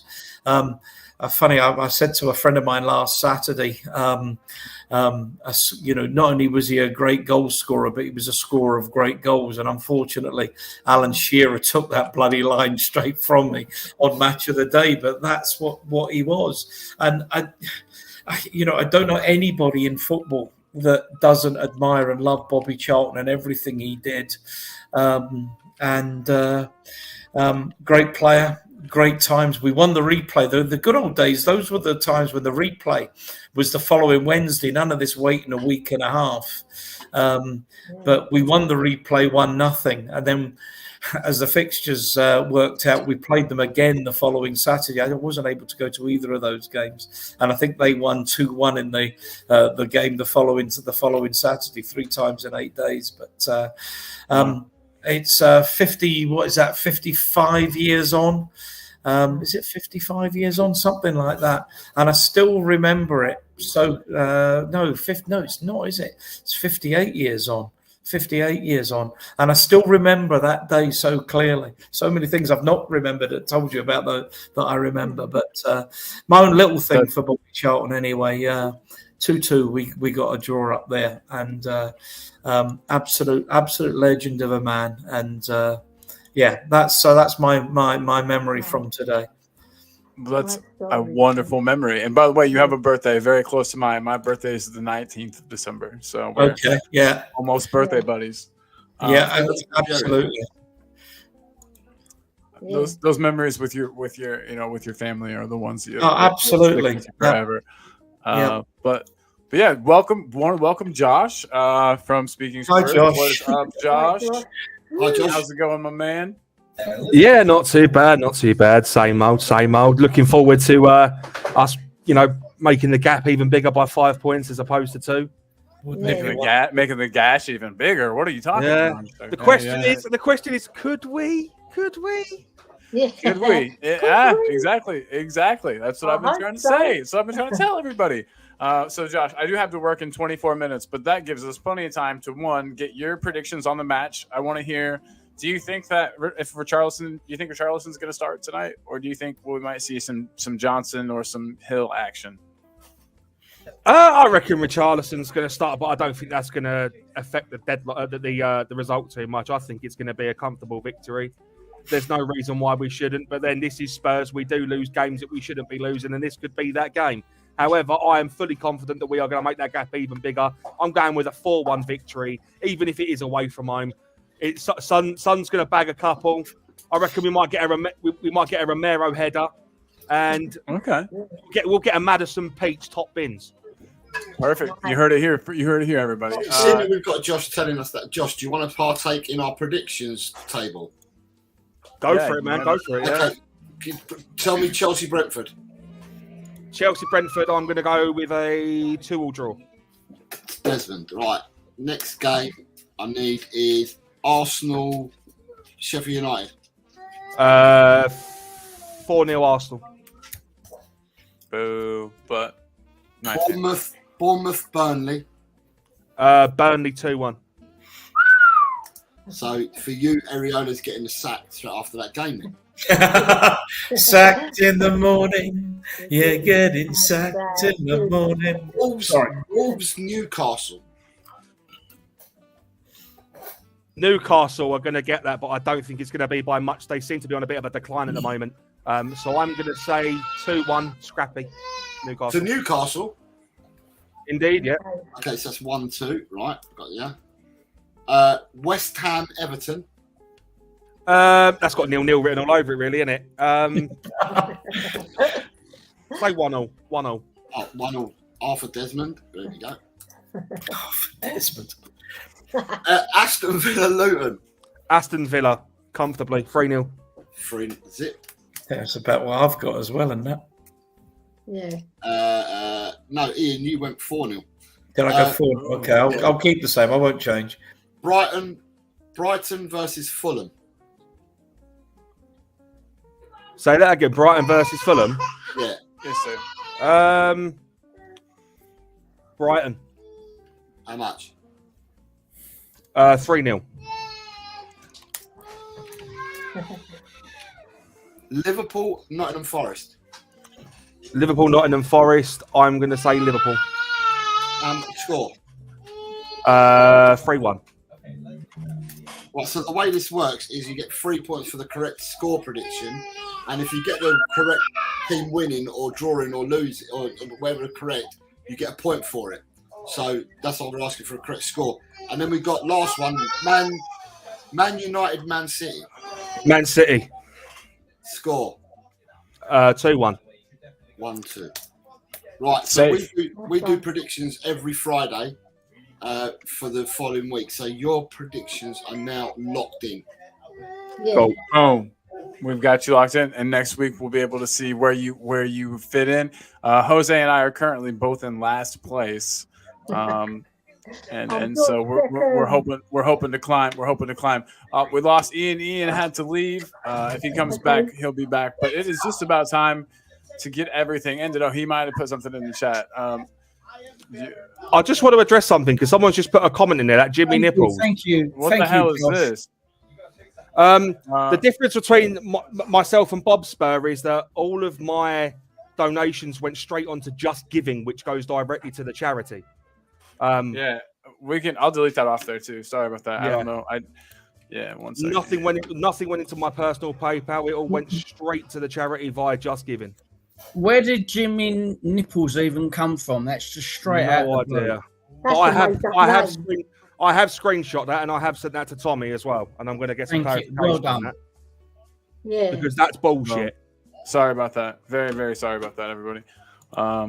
Thank you, Ian, for letting me know that was Do you there. want to block him or that's just disgraceful? Yeah. That's Absolutely. Block him. Absolutely. Yeah, well done. So he should be gone. Yeah, Again, that's why I hit the everybody, wrong button. I sent that to you, then hit the wrong button. Colin. No, you're all good. All good, guys. Thank you again. We got to look out for each other. And again, very sorry about that. So, guys, before we head out, I know that some people in here have Spurs channels. Josh, you've got a Spurs channel, and that's the name of it right there below us in that comment. I want to tell us a little bit about what you got going on. I haven't really got much going on, man. I ain't done anything in a long time. I just like hopping channel to channel, mostly on here now. Sweet. Yeah. Hey, we love having you. This is a great place to be. Comfy, no stress, no fighting, no, you know what I mean, no arguments. Yeah. So yeah, that's the kind of environment that I'm trying to foster. I mean, I guess some healthy, like nice arguments are okay, but just no rudeness, no being cold and mean to each other. We're all Spurs fans. We're a big family, so it's like a family environment we're trying to create here. So glad to have you as part of it, man. Very glad to have you as part of it. I feel really bad that you joined right as I'm having to go today, but we'll go around. Is there anybody? Josh, we normally start 4 o'clock on a weekday, just to let you know. Yeah, and you said Winter's got goes to nursery Thursdays and Fridays. Is that what it is? Wednesdays, Thursdays, and Fridays, but it's currently half term, so I've got all the kids here at the moment.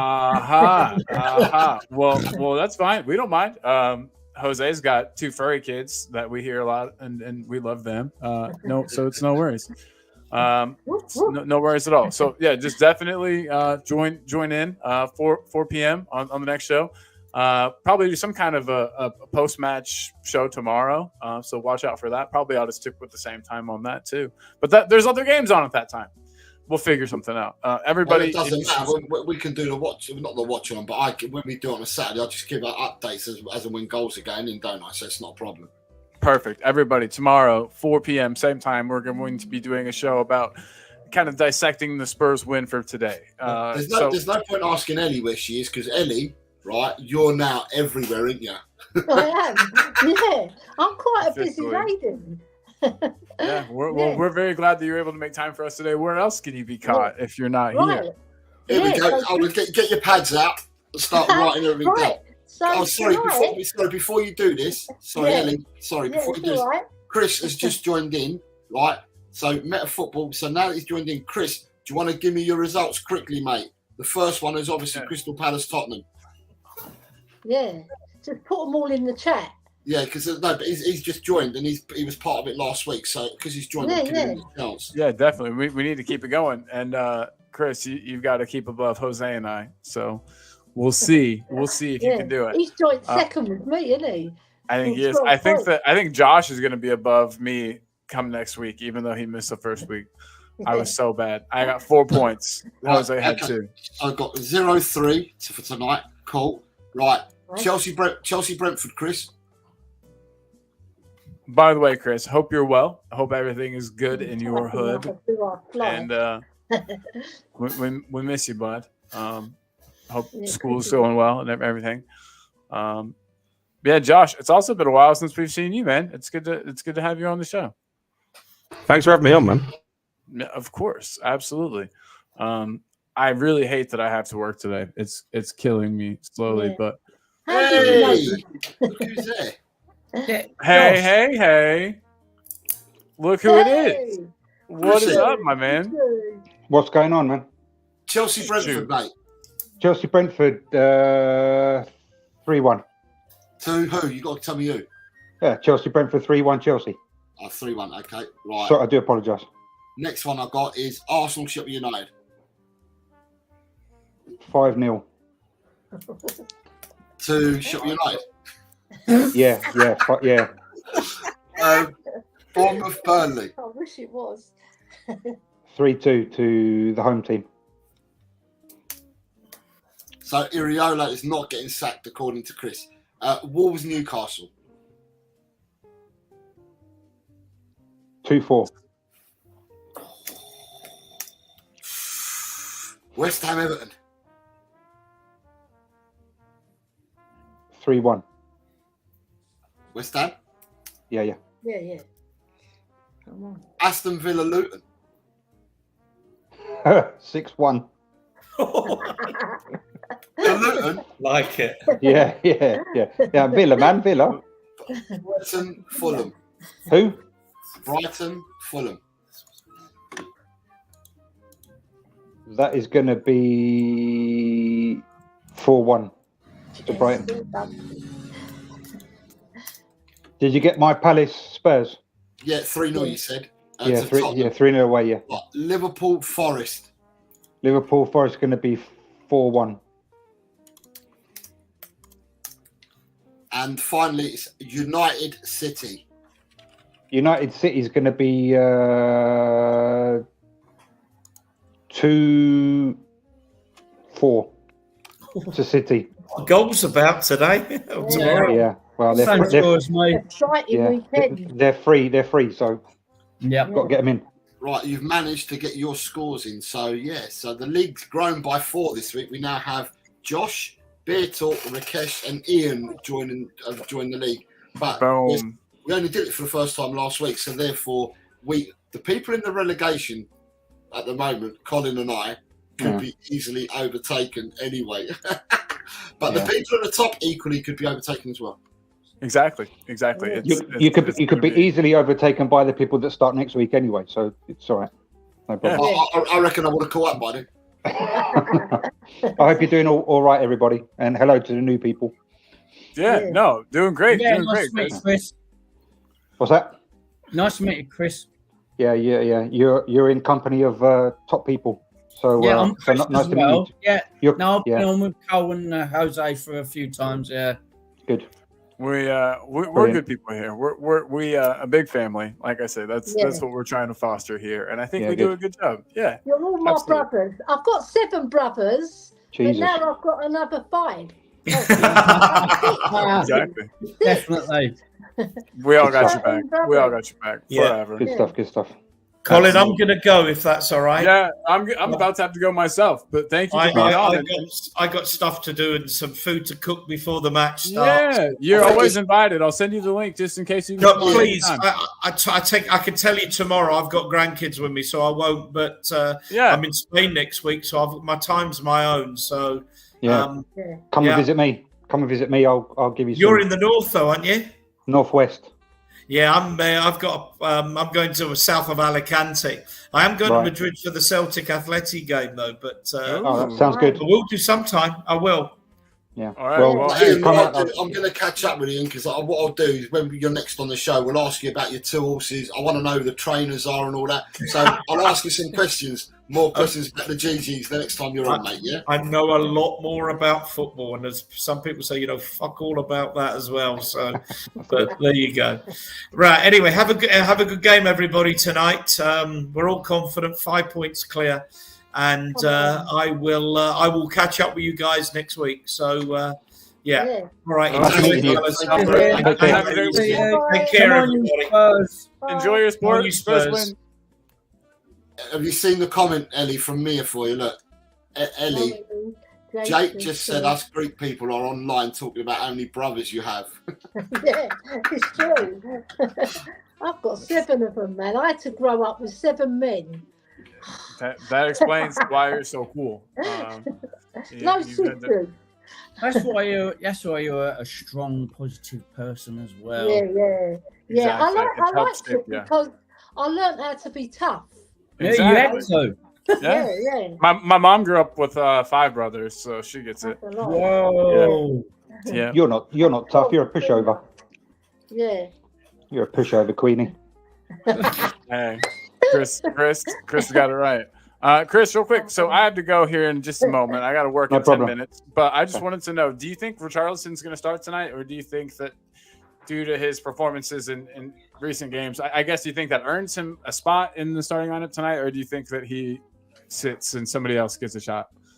You're asking the wrong man because I don't rate him. I never have. But I was asking you whether you rate him. It's just whether he's going to be playing or not. I know, but it all links up. You see, it all links up. Fair enough. I think that if he doesn't start against my local team, because I'm from that area, Colin, originally, I think that is going to be a big kick in the teeth, because obviously Ange is a man manager. As apart from a football manager, and I think that he has to start Richarlison and give him that confidence and trust in himself to get a couple of goals against a lesser side, so to speak, especially with them, without Olise and Eze, and if he doesn't start against Palace. He may as well just, give up and start playing cricket or something, or I don't know. But I think he's gonna. I don't know. I think they play pool, but I think that he's gonna have to start just from a man management point of view, not from because he deserves it. Because if not, he's gonna have to play Brennan Johnson, isn't he? Because he's got no one else. Yeah. And I think Brennan Johnson might honestly be the better choice. And Josh, he is. I'd be interested to hear. We haven't heard a whole lot from you on the subject either, Josh. Brennan Johnson versus Richarlison on the left. If you were Ange, you starting with Richarlison? No, I'm starting with Brennan Johnson. I don't rate Richarlison at all. I don't think he's that guy. Well, we've got some agreement here, which is what I was thinking. It's what I was thinking. Good call, Josh. Good call. You guys. You lot a nasty man on Richarlison, big time. No, it's his own fault. He brings it on himself. It's their opinion, isn't it? Well, I mean, we can only judge what we see, right? Yeah. And if he, for some unknown reason, doesn't carburate, if you've got a problem with your carburetor, all right, and Colin will know about carburetors, I suppose, being in the US, if your carburetor doesn't work, you've got to do something about it. Either you get it replaced or you get it fixed, and he's not he's not there's no carburation there. Yeah. So that's up to the manager to sort that out. Either he fixes the carburation or he replaces it. Goes to the fuel injected engine and exactly. So you have to start looking at alternatives. And if he is trying to solve it by internally training and talking to the player, and he still doesn't do it, then you've got a problem with the player. You've got a problem with the confidence. You've got to play it. You've got a problem, in that respect. So he's cost what he's cost. I didn't rate him at Everton. I don't rate him at Spurs. I think that we bought him, because for God knows what reason. And he's not a Spurs player for me. He never was, and he never will be. So I don't know. It's just my opinion. And opinions are good. I love them. I'm nobody really, but I've never seen him as a Spurs player. So hi Has says, unpopular opinion, Richie's about to cook and I dropped Kulu for Johnson. Dang. No. Adrian, you're back. What are you doing? What are you trying to show us? You keep going down to your right hand side, and I'm thinking myself, what's you trying to show your left hand side? What are you trying to show us? I was just showing you the cockerel, but I was doing it all wrong. Yeah. The cockerel's on the other side. I was thinking myself, what's he showing us? Every time you say cock, it cuts out at cock. It doesn't say the rule. I don't know what you're talking about saying cock, man, on TV. What's going on? Don't want to be showing that. It wouldn't be the first time on this channel. It wouldn't be the first time. I hope you're doing well, Adrian. I'm fine, thank you, Chris. Yeah. So Adrian, you joined in literally right when I have to go. Unfortunately, we are making our goodbyes. I got to work at 12:30, which is in 6 minutes. Mm-hmm. But just wanted to get your opinion. I've been asking everybody. Do we start Richie or do we start Johnson? I think Richie will start because it's an away game and you give you that bit of shithousery away. Ramon, won't he? That's why Kula will play as well. It'll be the same front three. Mind you, Ange has thrown us curveballs before, hasn't he? Against Arsenal, we start with Johnson. I didn't expect it. At home against Liverpool again. So he could throw us a curveball. I think Basuma will definitely start. If you Doggy was just fatigued because they train like lunatics down there apparently at the hospital way. If it's just fatigue and he's recovered, he'll play. He hasn't got an injury, so I think it'll be, and I think if we can wrap this game up by half time, start like we did at Luton, but get the goals that go with the start the way we started at Luton. If we get a nice 3-0 lead, then he can rest a few players. Yeah, 100%. I think that's a great point, and I really hope that we do get that opportunity. We just got to hope that the boys in the first half can do it. So before we go, and before I have to go, I just wanted to again big up our lovely Patreon members: Chris Peters, Wayne Bonner, Soji Forgod, and our own Maria Williams, Mia W. Big up, good to have you. Thank you guys for supporting the channel in the way that you do, and thank you to everybody else for supporting the channel in the way that you do. Any support that you can give to us is wonderful, and we love it, and it shows us that you like what we're doing and we're doing it right. And so any feedback you guys have, any time you have ideas or anything, let us know. And still, Patreon members, we do want to get a show where we've got you guys kind of taking over the channel for a show, and we hang back and just ask you questions. We would love that to happen, so we need to plan a good time for that. But yeah, I'm gonna have to jump off. Is everybody else ready to go? Or Jose? My husband, he's saying, "El, you got to come and cook the curry." I've got to go and cook the food as well with the family. It's time for me to open my first beer, and I want Spurs to do. Oh, what's it say? Hold on, let me get you in the solo view. I want Spurs to do a proper job. No, he's going to put you proper job. Yes. Okay. Yes. Perfect. Agreed. So let's go, Spurs. Come on, boys. Big up to everybody. Thank you so much for being here. Come on, you Spurs. Are you playing out my player now? You got to be playing out the show with James Madison. You didn't do it yesterday. Oh yeah, okay, you're right. So hold on, everybody. Here's how we'll end the stream today. Thank you, everyone. Thanks everyone for being here. Big love to everybody in the chat. Wouldn't be a show without you guys.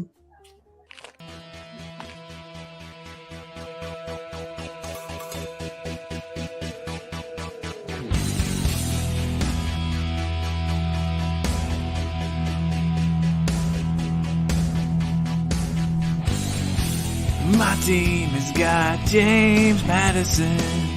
James Madison is what we need. Whoa, thank God we got James Madison. This kid plays ball like you would.